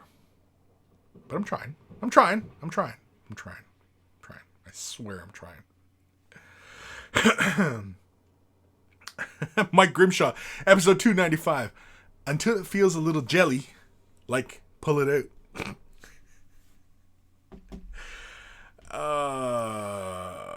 You know what? Out of context, that's hilarious. So you know what? We'll go with it. We're doing it. We'll do it live. So let's go here and bang over onto Twitch. A boom. There we go. It's updated. It's updated. Okay. We got more emails to do. Let's do another email. This one is from our good buddy, Roman Matanov. I don't know if that's how you actually say it, but that's how I'm saying it. Hey, Kris. Finally got around to painting the first squad of the truer scale Nylords. The Nylords. Super happy with the conversion, but can't help being bothered by something in the color choice. Might be the green ropes or the leather under the shoulders. Can't put my finger on it yet. Anyway, any tips? Always welcome. Cheers, Roman Matanov. And so here is his Nylords. The Nylords? And so he says something feels off about them.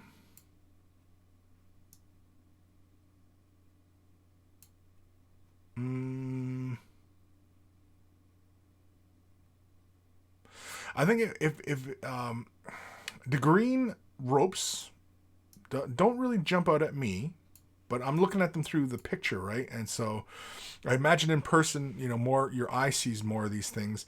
I think what it is the skin hanging from the loincloth, essentially. I think a bit more of a flesh tone, a bit lighter, with more of the dried blood, kind of sinewy kind of look on the edges. I think that's what you're going for, right? Yeah. Because that would, if it was a little bit lighter, it would tie in with the skull symbol and the skull face on them. Now, the helmets, are those the Inceptors? Is that what it is? Are these Gravis legs?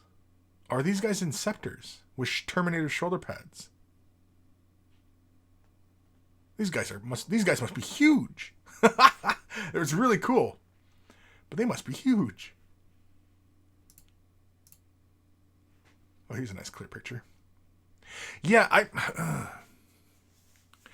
think would it be is the loincloth, I think, could be a little bit lighter, a little bit more of the fleshier tones showing through, with a little bit more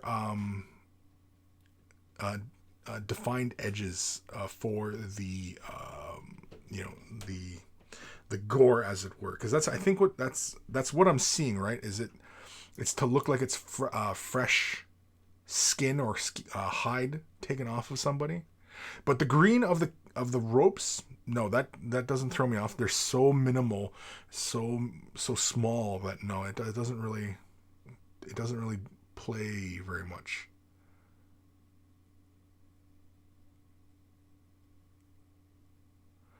I think also maybe you know what another thing might be? What if you painted a squad marking, or even just one of the kneecaps red?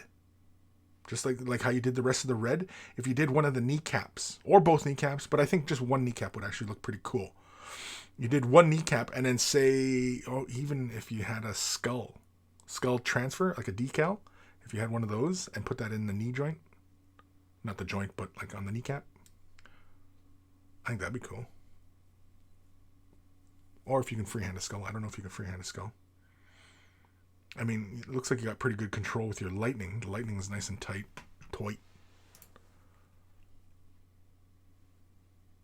I really like these, though. These guys must be huge, though. Like those bolters usually look kind of big in a Terminator's arms, and to these guys, they almost look like regular, like almost look like bolt pistols.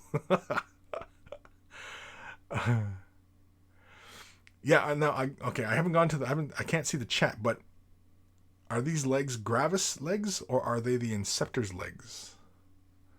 I must know, Ruben. Oh, it's saying they're 3D printed. Aggressors, cataphracti, shoulders and arms, 3D heads and glaives. Ah, okay. There you go, people. So anybody who's wondering. I think they're really great conversions.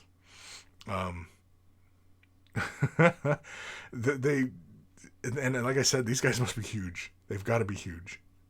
So you see what the 3D printed legs? Whoops. I didn't mean to do that. I meant to do that. No. Whoops. That. Oh, screw it. There we go. Clicking buttons. Panicked and clicked a bunch of buttons. Anyway, I think, yeah, instead of changing the loincloth, because I was saying, like, go with a lighter color and then, just a little more on the edges. I don't think so. I don't think you have to go that route.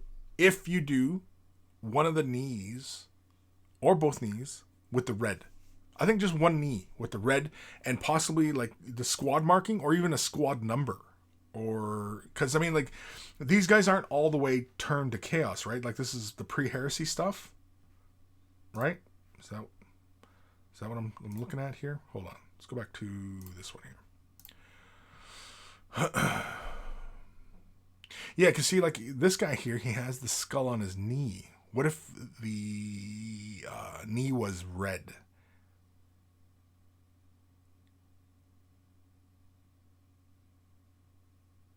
Do they all have knee pads? Like, yeah. It wasn't a straight shot. Yeah, they all have knee pads. Yeah, I think that might be it. And then if you put like a squad marking, or like either something like the color of the bone, or light, or even just a pure white, I think that might help offset, because it's the upper body's got so much going on with as far as colors and things like that, and then the lower half feels kind of vacant, right? And I think that's what you might be seeing, is that they're feeling very vacant, especially because they're pretty big looking dudes. So, yeah, I think a kneecap, painting either one kneecap or both kneecaps. Try and visualize looking at both of them being red or just one. Personally, I can see just one being red with maybe like a white squad marking or even a white skull in there. I think would be kind of cool. But thank you, Rumen, for sending that in. Hopefully that kind of helps. And yeah, can't wait to see more. Inquisitor, finishing the bases lighter will bring more light in underneath also. Yes, definitely. Definitely. Yeah, I don't think he has to change anything other than I think it's like a little bit of the red on the kneecap because the red isn't so bright. But and the like the loincloths, I get the impression that there's like fresh hide hanging off their groins, right? Which all looks, really cool. And I think a red kneecap would look cool. Rumor Matt enough. Nah, pretty much 40k. Just the champion has the skull. Give it a try. Thanks for the tip. Yeah, I think just a little bit of that. I think the red, on that knee, and they're for regular 40k really, because like they don't give me the impression of really kind of chaosified, right? And so like you can go with those chaos, fallen chapter color schemes with the pre-heresy, and you know what I mean. And but yeah, either way, it's all you, bud. It's all you. Yeah, the bases are going to be Oathran. Maybe I should try that. Yeah, just lay some Oathran Grey down and see how they look. Yeah, like just lay a little bit of that down on the top and see how it all ties in. Definitely. Sketh Gaming. Sketh Gaming. Hey Chris, Sketh here. Been a really long time since I caught away the brush. 4 years. Hope you and the community are doing great. Yeah, we're doing okay. We're okay. We're gonna get through this, and we're gonna be okay. Maybe. All right, let's bust out another email. This one is from our good buddy Koma. Komma? Komma. Hello, Monkey King. I hope you and all the other monkeys is safe and healthy. I have not been painting so much as I normally do, but I started working on getting better at reflections. After 2 years plus of painting models, I'm now trying to get better at stuff. So here are some of what I've been painting. Some Aeronautic Imperialis stuff, some Orc bombers, and ground assets for the game. Best regards, Koma. Komma. I never know how to say the name. Yeah, I saw these on Discord, and I thought these were really, really, really great. I definitely enjoy these.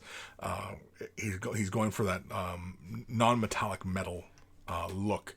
Now, mind you, though, this is the shorthand version of non-metallic metal because obviously, a bit more care has to be applied. But this is the shorthand version that is quite typical in a lot of paint schemes these days.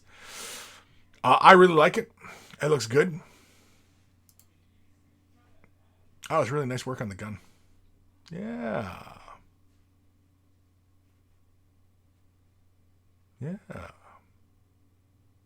That helmet, I bet, was a bit challenging. Really nice work on the gun, though. I like the barrel. I really like that. It's really nice work.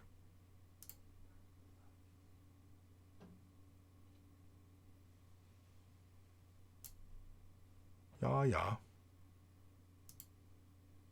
Oh, the drippy gore. I believe he said that was, for the drippy gore, he said that was UV cure resin, I do believe. Very, very cool. Oh, look at this. Space Marine. Very nice. Looks like we're doing reflection work on this. Yeah, I see on the hand, it looks like a really bright reflection there. Really nice.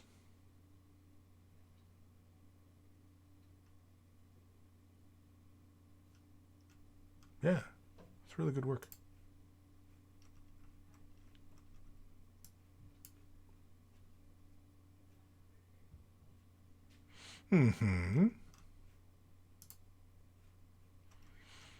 Inquisitor.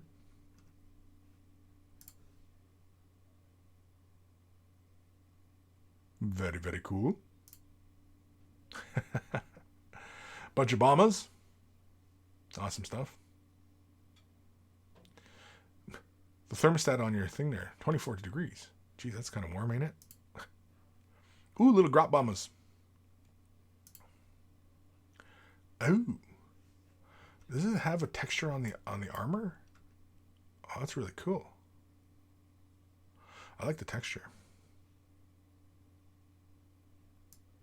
I like that.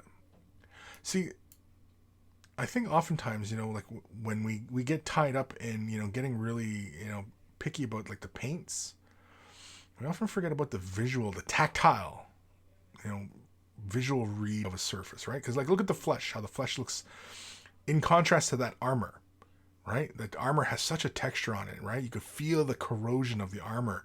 And then you have the flesh, which has that really wonderful, smooth, sticky kind of appearance to it, right? And it gives you that visual contrast, even with the eyeball and the slime. Yeah, I really like how you did that armor. That's very cool. Nice weathering. Oh yeah, we were talking about this one before. This was a while ago, wasn't it? We were talking about the reflections of the armor.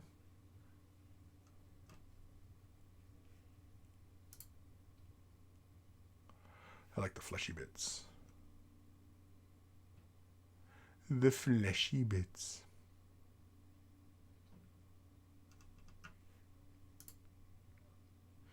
Then all the counters and stuff. Very cool. Oh, that's it? That's it. Well, thank you, Kaoma, for sending that in. Awesome stuff. The Space Marine and the, what is that, the Cultists or whatever. Really nice work on those. Really good. It looks like you're creating the color bands and then you're creating the in-between colors and then blending them. Is that what you're doing? Looks like a mixture of, basically just kind of laying the hard opaque color down and then glazing the in-betweens. I've seen that a lot. I've seen a lot of people doing that. Personally, for myself, I always like honestly, I like either feathering or wet blending a lot of surfaces. But that's just me.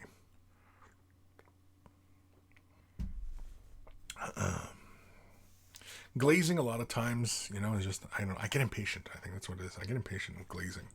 I mean, I can see the colors build up through glazes, but man, I get impatient with glazing sometimes. I just, give me the freaking color transition now, so I'll just blend it. I'll just wet on wet blend it, right? There we go. Got the color transition. Happy. I mean, yes, you can finesse it further. I mean, if I really wanted to play with the color blend, right, I'd add a retardant to it, slow the drying down, and then, you can blend that all day long until your heart's content, right? So, what time we at here? Oh, we only got 16 minutes left of the show. Awesome. Awesome as a possum. What's this? Sorry, I'm just checking my email. What? No. Go away. What? No. No, I don't want any more Viagra. I'm all stocked up. I'm all stocked up on the Viagras. Where am I in the chat? I don't know. Drew Kari Ferrari, just catching up now. I'll have to watch those videos you mentioned. Part of me didn't want to go too heavy on the blood because it would take away from the painting. Right, but I recently had posted some videos on my channel here of doing blood splatter and stuff. I don't know if you've watched those or not, but you might want to check them out. And you can always dial it back a bit, right? Because for my personal taste, I like to just kind of slowly build up to an effect rather than just kind of hammer it on and and kind of see what you get, right? Which is why I'm probably not a big fan of like crackle mediums, because crackle mediums, you have to lay it on generously and then let the chips fall where they may kind of thing. And I don't really care for that because you don't really have much control over the effect.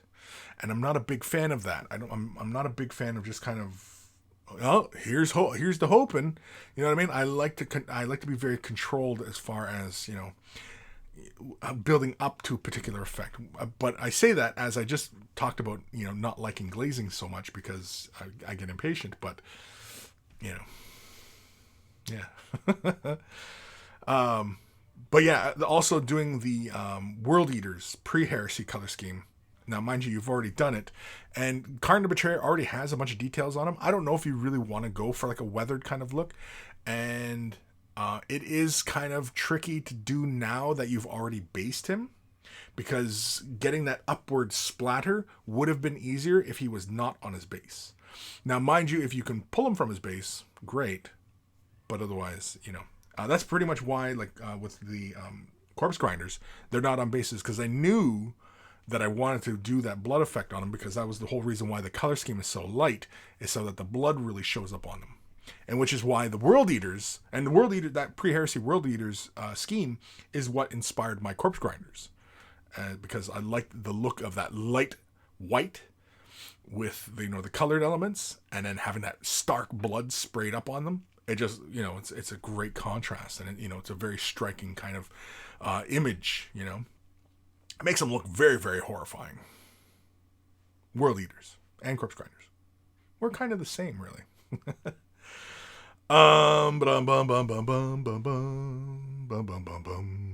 Where the hell am I? Where the hell am I? Drukari, I will have to slowly add more. Yeah, just a little bit. Just build it up a little bit at a time. And take a look. And then if you're not sure, put the model down. Go, grab yourself a tea or coffee or whatever it is. Get a biscuit, cookie, cinnamon roll, whatever. Sit down, watch an episode of something, come back, and then look at the model and go, okay, does it need more? You know what I mean? Especially, and that's really... really with anything, like whenever I'm working on something and I'm just kind of like noodling my way through it, and I'm just kind of making stuff up as I go, and I'm not really thinking of an end result, and I'm just kind of just playing with it. I will, if I reach a point where I'm kind of like, do I need more? Do I need less? Should I dial it back a bit? Should I increase it more?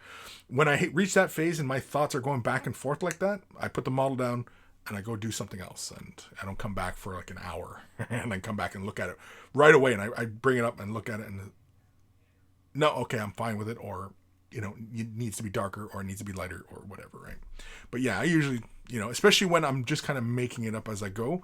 Yeah, that's usually my workflow. That's why sometimes it can take a while to get models done, because especially when you don't really have a goal as far as what you're doing, and you're kind of just, letting colors fly and just seeing what happens, and you know what I mean? And which is fun, it's fun to just paint a model and not have an end result in mind. It can be a bit lengthy and a bit trying, but it's fun. It's a fun exercise, because it often takes you into other places that you may or may not have thought of before, or even trying different techniques or different color combinations, or, something new. It often will take you into someplace new. And it's kind of like painting jazz kind of thing, right? It's just, you're just going along, and you're just, all right, let's do this. Oh yeah, let's play with this color. Oh, this is looking nice. Oh, so you throw this other color in, bang. Does it quite work? Not really. Let's make it work. And then, you know what I mean? And it's making lemonade all the time, It's happy accidents, right? Ruma Matnoff. Well, NL never really bothered with chaos much. Probably the easiest to play across the two systems. Yeah. Oh, Night Lords. Well, Night Lords. Yeah. Do it. I mean, if you're going Night Lords, yeah, just play them as pre-heresy or post-heresy. I mean, mind you, though, you got to scare up the books, though. But yeah. Robert Marshall, good evening, monkeys. Just wanted to say thanks for the advice on my Iron Jaws last time. So much inspiration and motivation to paint. Cool. Well, I'm glad that helped. I'm glad it helped. I know we were a bit back and forth as far as like what exactly was, we were trying to work out, but yeah, I'm glad. And you know what? Send us pictures and show us, where you got to, because, I'm curious, Don't worry if it's not, super awesome or anything like that. I want to see where you're at. We're all at varying levels in this hobby. Don't be ashamed of, where you're at. It's just where we're all at, We all have starting places. We're all in the middle of something, and we're all approaching the end of something, right? So, Daniel Jefferson, Kris, you are in your office doing live feed. I hope it's not early onset of Alzheimer's. What? Oh, because where am I? Because I'm constantly asking, oh, where am I? I see those memes of Joe Biden jump in the car. We're going. Where we're going? It's funny. Anyway. All right. This is our last email, and we've got 9 minutes left of the show. Holy crap! I'm gonna finish on time today. I'm so excited. This one, you know what? Let's do a jingle before we play this one. So if you're wearing headphones, turn them up or down. But here it comes.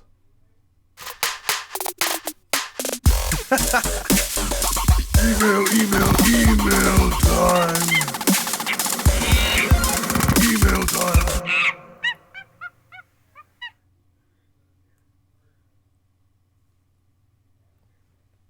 Sorry, I'm just sitting here making faces while this thing's playing. This is from our good buddy Scott Radom. This is Space Hulk. Finished my first Terminator from the box set, released a while back. Yeah, a long while back, man. And you know what? You're doing better than me because I think mine are all still sitting in the box. I've assembled them, I think, but I don't think they're even primed. I don't even know. I'm kind of curious. I want to kind of grab the box and see. I bought the Battle Foam when the box set had come out. Battle Foam had produced a tray insert for all your figures to go inside the box so that it all sits nice and even and everything. But anyway, working on my non-metallic metal for the steel stuff like the gun and gold stuff like the skull jobbers, and lural thingies. Consensus is brighter highlights needed next time on the gold and some spots on the steel. Fire away any thoughts. Thanks for looking. And so let's have a look. There we go. All right. So brighter spots of highlights and stuff like that. Yeah, sure. You can go brighter. The Crux Terminatus looks really great.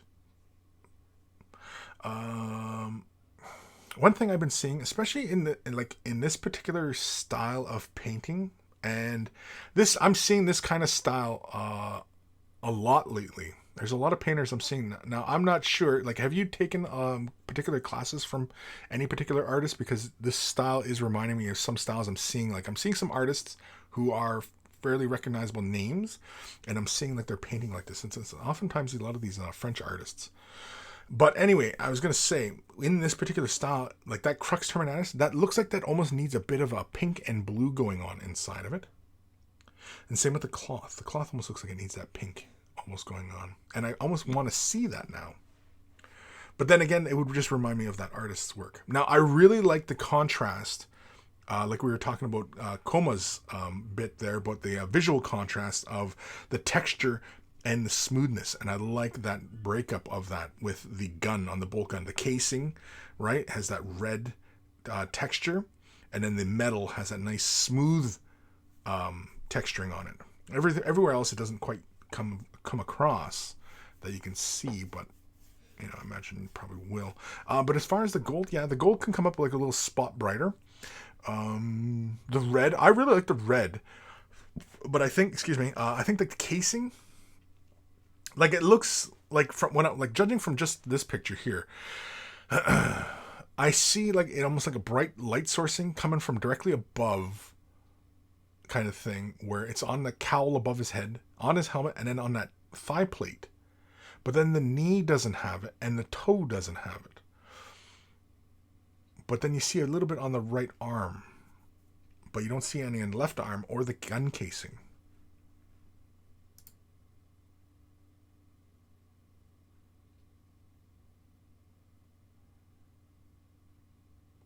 Yeah, I like it though. I mean, like I think the cloth is a little bit bright, especially for how dark the impression is, as far as like the light source is coming up over the right shoulder of him.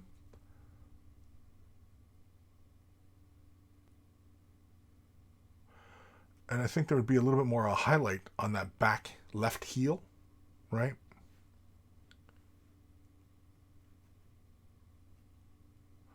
But otherwise, I mean, like, this is really great. I mean, I like it. And if you're doing up the whole box set, Cool. Love to see that whole box set done when you do this. Which reminds me, I should get mine done. Yeah, see, like your cloth here is nice and dark, down by getting towards the feet. Whereas on the back side here, it looks really bright. Unless, of course, I don't have that model in hand, but does that cloth sway back? Is that what it is? It's not dangling straight down. It's kind of swaying backwards.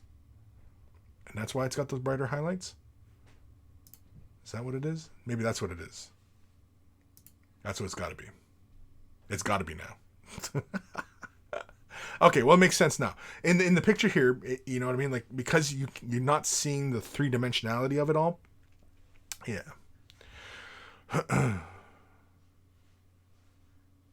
I think also maybe the gemstones could have come up a bit too.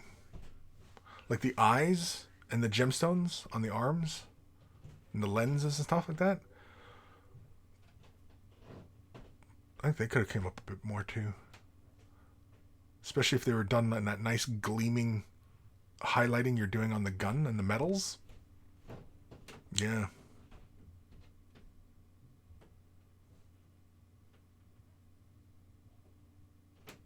Really great though, I really dig the weathering on it. Here, can we zoom in on this? Yeah, we can too. Yeah. Yeah. Yeah, I think the gemstones, because I see that gemstone on the arm, like on his shoulder, and I want to see that a little bit brighter. And his eye lenses on his helmet, I wish those were a little bit brighter.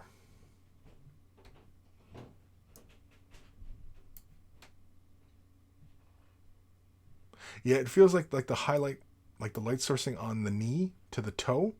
It feels like the toe could have got a bit more.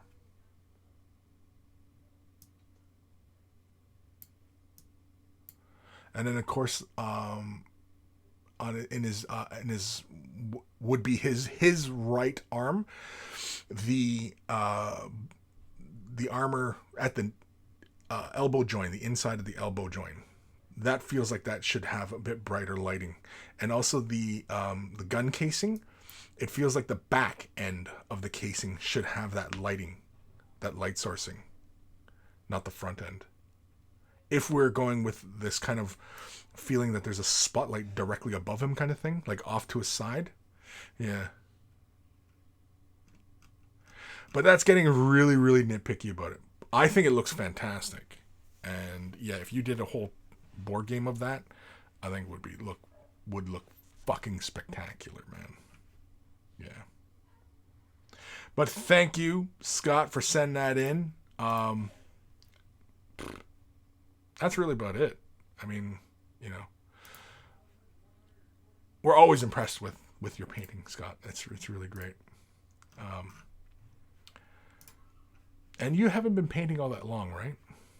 If I recall. So you really pay attention when you are absorbing information. So that's really great. Where am I in the comments? I have no idea. Dark Commission Deco Art Media Crackle Medium goes on thin. High Eye Workshop used it for oak tree bark in latest vid. Okay. Scott Radham, Patreon follower of Richard Gray, Ben, Bohan, and Mac. I spent most of the time on Richard Gray's videos. Yeah, Richard Gray, he's got a really great style. And Ben's got, Ben seems to be doing a lot of busts these days. Matt's really, really fun. I'm not familiar with Bohan as far as painting's concerned. I'm not familiar with who that is. But Matt, I've met Matt and Ben and Richard. All really great guys. Matt, the bases are always really, really awesome. And his painting all around. I mean, it's great. They're all great artists. Richard Gray, I've been seeing more and more models that are looking like his particular style. He goes for the two lights, and same with Ben. Ben does, but Ben, it seems like with a few of Richard's, it's like I seen the one he was posting recently. It's that ogre monster, ogreoid or whatever the hell. It looks really fantastic, and then I'm seeing other people painting it, and it's looking just like his. And I don't know. I mean, it's one thing to be inspired by somebody who's really great, but it's another to take what they're showing and make it your own, right? And I don't see enough of that, and it's kind of kind of unfortunate. But yeah, Richard, Ben, and Matt. Yeah, I'm not familiar with Bohan though. Bohan. I'm not familiar with him. You have to send me a link. Or just show me some pictures of their work. Send me a link to their site or whatever. I'll check them out. Or maybe I am familiar with them. I just never knew who it was. But yeah, because Richard, I've had a few conversations with, and he's a really nice guy, really great artist. He brought that Mortarian last year to Crystal Brush. It's really fantastic. Ben's an awesome dude. I still owe him a beer. I was looking forward to seeing him at Adepticon this year, and I didn't get the chance. Matt can carry on a conversation.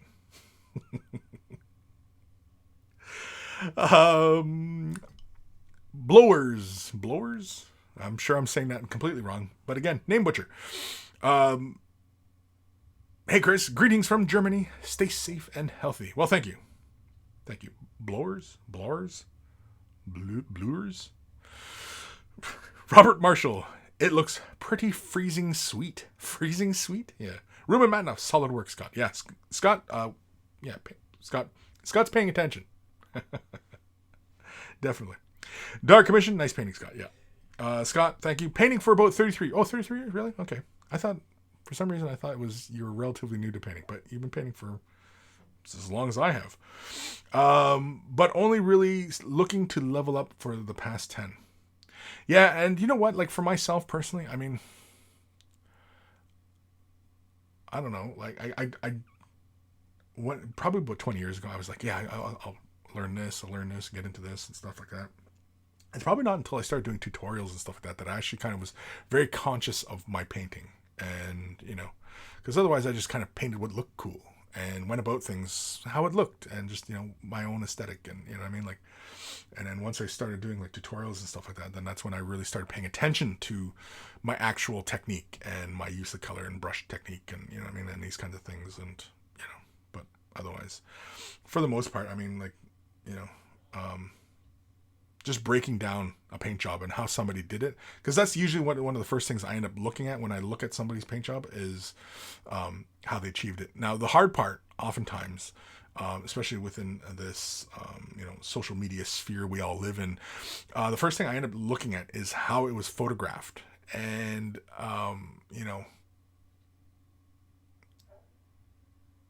blurry images and stuff like that are kind of just it takes me a moment to get past that, then start looking at objectively the paint job, right, and the overall, and then of course what techniques were employed, and yeah. Dark Commission, what would you recommend for mirror chrome? I have a 1/10 figure to paint. It's sci-fi, so I want bright, shiny blades. You mean like an actual mirror chrome, or painting the effect of a mirror chrome? Like doing a non-metallic metal, or sky earth non-metallic metal. That's usually what we refer to when we're doing a mirror chrome, like painting the effect of it. Kind of like, how like 80s logos look. You can see like the blue on the top and the browns. That's a sky earth non-metallic metal. Anyway. No, actual mirror chrome. Two things. One is Molotov's mirror chrome. Pick up the refill. It's kind of pricey. Molotov, I believe, is a German company, and you can buy their refills. And it's basically for their mirror chrome pens, but it goes through an airbrush like a breeze. The only thing is though is you have to apply a somewhat generous amount, especially if you're doing it by airbrush or even by paintbrush. You can apply it by paintbrush. I would use a synthetic brush. I wouldn't use good sable hair brushes on it, because you got to clean it with was I using alcohol or spirits? I might have been using alcohol to clean it, but anyway, you can't use water to clean it off the brush, because it'll just ruin it. It's more of an enamel based, and you have to kind of apply a generous amount and give it like 24 hours to cure, but it'll give you a perfectly mirror chrome. It's really, really fantastic stuff. Molotov chrome refills. If you really need a link, or I'm sure you can just Google it, and Molotov. And I think I've shown it in videos. I've done videos on Molotov. But my second favorite, which is a very, very, very close second for a mirror chrome, is Spastic's mirror chrome. Do I have the bottle around? I don't know if I have my Molotov around. But I know my Spastic's one is. Yeah, right here. This one is fantastic. Now, let's see here if I can show this on camera. You can see, well, if it was in focus more, you know what? Here, let's do it this way. I'm gonna knock this camera out of focus so that we can focus in on this and give you an idea of the finish. So this Spastics is really, really fun. But you can see how you can see the room in the reflections? That's how it finishes. And this is the close second. So the Molotov finishes better than this. But if this was being applied to a model that won't be touched, right? So this is not for a gaming type piece or anything like that, I would use the Molotov. If it was for a gaming piece or piece that's going to get moved around a lot, I would use this. This finishes with a little bit more of a durable finish, especially after you seal it. And this one, I haven't had any problem sealing it and stuff like that. But this is also a enamel-based paint. But this stuff is fantastic. Goes through the airbrush. You can apply it by brush. Again, don't use sables. Use synthetic brushes to apply this stuff. Yeah. But this stuff, yeah, you just one coat, or well, on airbrush, it's just an uneven coat. But really, really fantastic stuff. Mirror chrome. If you want like a mirror chrome, and especially if the model is surface prepped properly, it's got a nice smooth surface. You're using a gloss black, and this is definitely the stuff that you want to be using a gloss black base on. And you lay that down, boom! It comes. It's spectacular, spectacular. But the Molotov one, yeah, it's a pen refill. Now, mind you though, for pretty much I think the same volume, the Molotov costs I think 2 or 3 times more than what that Spastics one cost. That Spastic one is not Spastic but Spastics. It costs I think 12 US, whereas Molotov is like I think 30 US, 30 something US. So yeah, well, you're in England, so it'd be close to that, somewhere around there. But anyway, yeah, so hopefully Dark Commission, that helps. Oh, it's 10 after 2. We are gonna wrap her up soon. Dark Commission, I like to see Namatakama on other people's minis when it's done really well, but it's not my style of painting. It's I mean, there's a shorthand version of it, and then there's an actual taking your time and create the actual look. I've seen both examples done very, very well. There was somebody posted one pretty recently. I just seen it was on Instagram or something, and it was a really fast way of doing it, but it looked really great, and it gave the model this kind of chrome kind of look. Now, the thing is, though, is when a model is done with a hand-painted chrome kind of look, from various angles, it doesn't look right. And at points, it'll look unpainted. Versus if it's covered in an actual chrome, then the actual ambient light in the room plays on it, and it looks really pretty spectacular, especially when you got like bright lights and and you get those highlights right off of it. It's just crazy. It's crazy.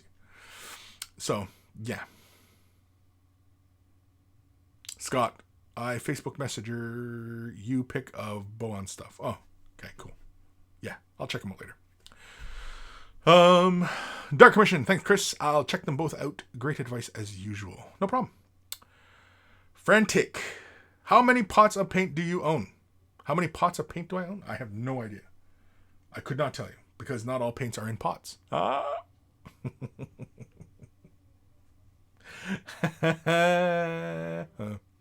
Anyway, no, I could not tell you. There's a number. It's not a huge number, but I have like paints from Citadel. I have the Citadel colors. Contrast, Air. I have Vallejo, Model, and Game. I have Turbo Dorks, Scale 75s. I have Liquitex, FW. I use a lot of golden colors. MIG ammo. I've got War Colors. Mission models. What else do I got? Vallejo. I already mentioned Vallejo. Steino Res. Oh, Minotaur. I got Minotaur colors. Spastics. Tamiya. I got lots of Tamiya. And I even have Mr. Color. I've got Mr. Color? I've got Mr. Crystal Color. This one's Mr. Crystal Color. These are pearlescents. They just sit right on the surface. They're fun. Liquitex. Is that it? That's probably it. I don't know. That's a quick look around my desk. Oh, I've got Pro Acryl. I've got Pro Acryl paints. Did I mention Turbo Dork? I mentioned Turbo Dork. Yeah. But you know what though? The other day I was thinking of, I need some coat d'arms. I think I'm gonna have to save up some pennies for a full set of coat d'arms. I think. Maybe just a box set to see if they flow like I remember older GW paints flowing.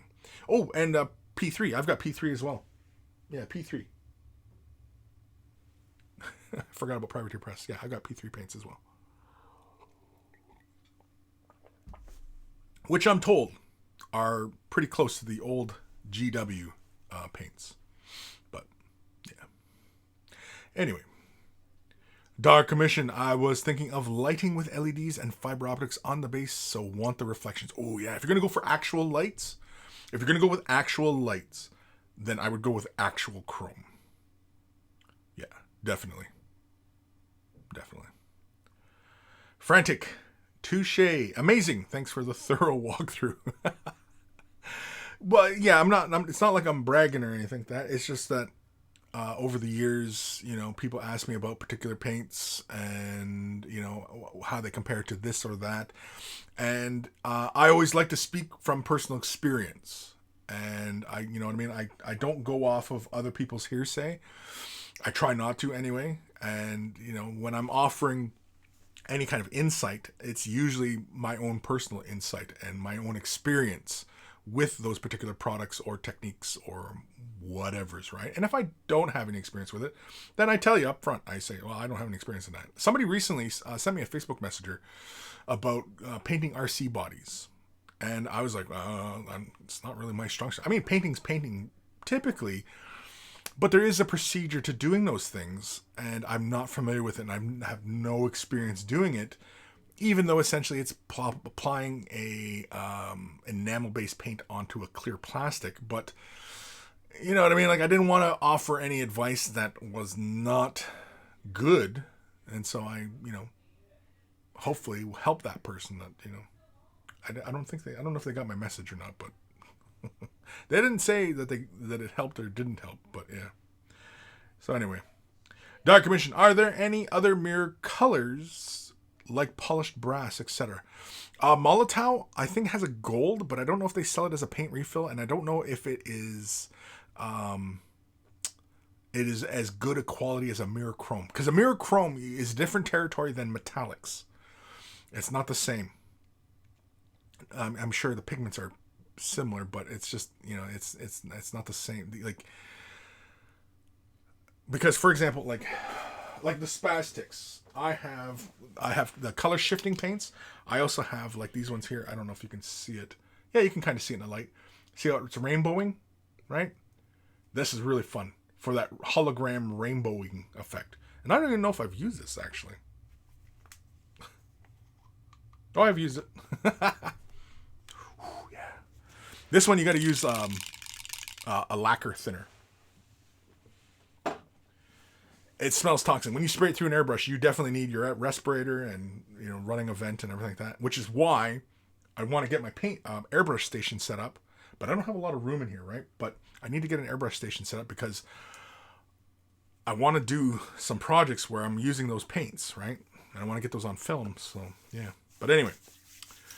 Frantic. First time in chat, but I just want to say that you've inspired me with your tutorials for many years. Keep up the awesome work. Well, thank you, Frantic. Thank you.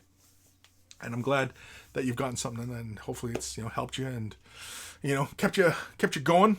And thank you. Thanks for being a fan.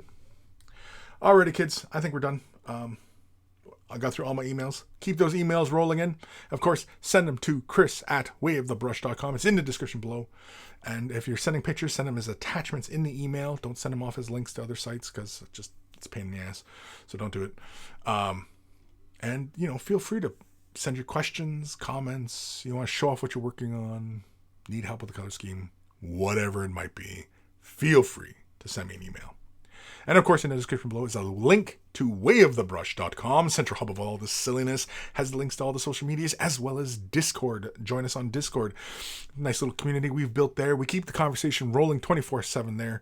Gets a little weird at times, but hey, it wouldn't be Way of the Brush if it wasn't a little bit weird.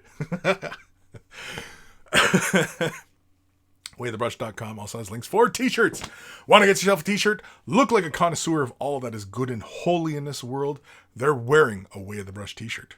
And of course, if you purchase yourself a shirt, send a picture of yourself in your shirt and I will add it to the Monkey Shrine, which is also at wayofthebrush.com, as well as a link for Patreon support. Independent these days. This is how I make a living. And so if you want to help me out, help the channel grow and become better and continue to do and, help people and, create more tutorials and further educate. That's how it's going to happen. And so Patreon support, huge thank you to all my patrons who currently support. Without you guys, this just wouldn't be possible. And if you're considering Patreon support, there are varying tiers to support at with benefits to, varying tiers and as well as early access. That's one of the big ones, really. Early access, But yeah. Go sorry, it looks crap. I haven't pissed off Kris today. No, you haven't. Haha. And I'm ending the show too. Did we title the show today? Did we? Shit, I don't know. Got me thrown. Yeah, I did. I named the show. I named it. So huge thank you to all my patrons. Continuing support. If you're not able to support monetarily, you can help me out a great deal by thumbing up the video, liking, following, commenting, subscribing, and sharing the video. Sharing the video helps as well. Commenting, engaging with the video, all that stuff. That all helps tremendously. You're helping me out. And all it takes is a couple clicks of a button, and you're helping me out a great deal. So, that's another way of helping out. I forget where I'm going with the rest of this. Oh, excuse me. Huge thank you to Carl, a.k.a. Guymere Alfer, a.k.a. Beer and Blood Bowl. That's his YouTube channel. Check them out if you love yourself some beer and you love yourself some Blood Bowl.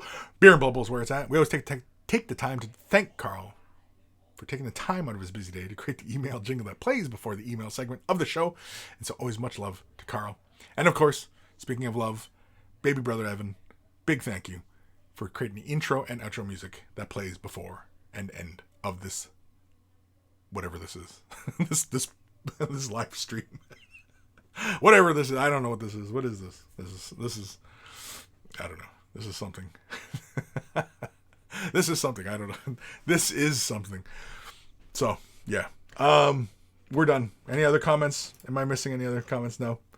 David Mofat. Oh, dang. I missed and a pissed off Kris. No. Well, Ghost of Starman Deluxe. It's been a game lately for whatever reason. He wants to just keep throwing little jabs at me. And you know what? We have an expression here on the North American side of things, son, which is you don't poke the bear. or is that in reference to a different community, bear community?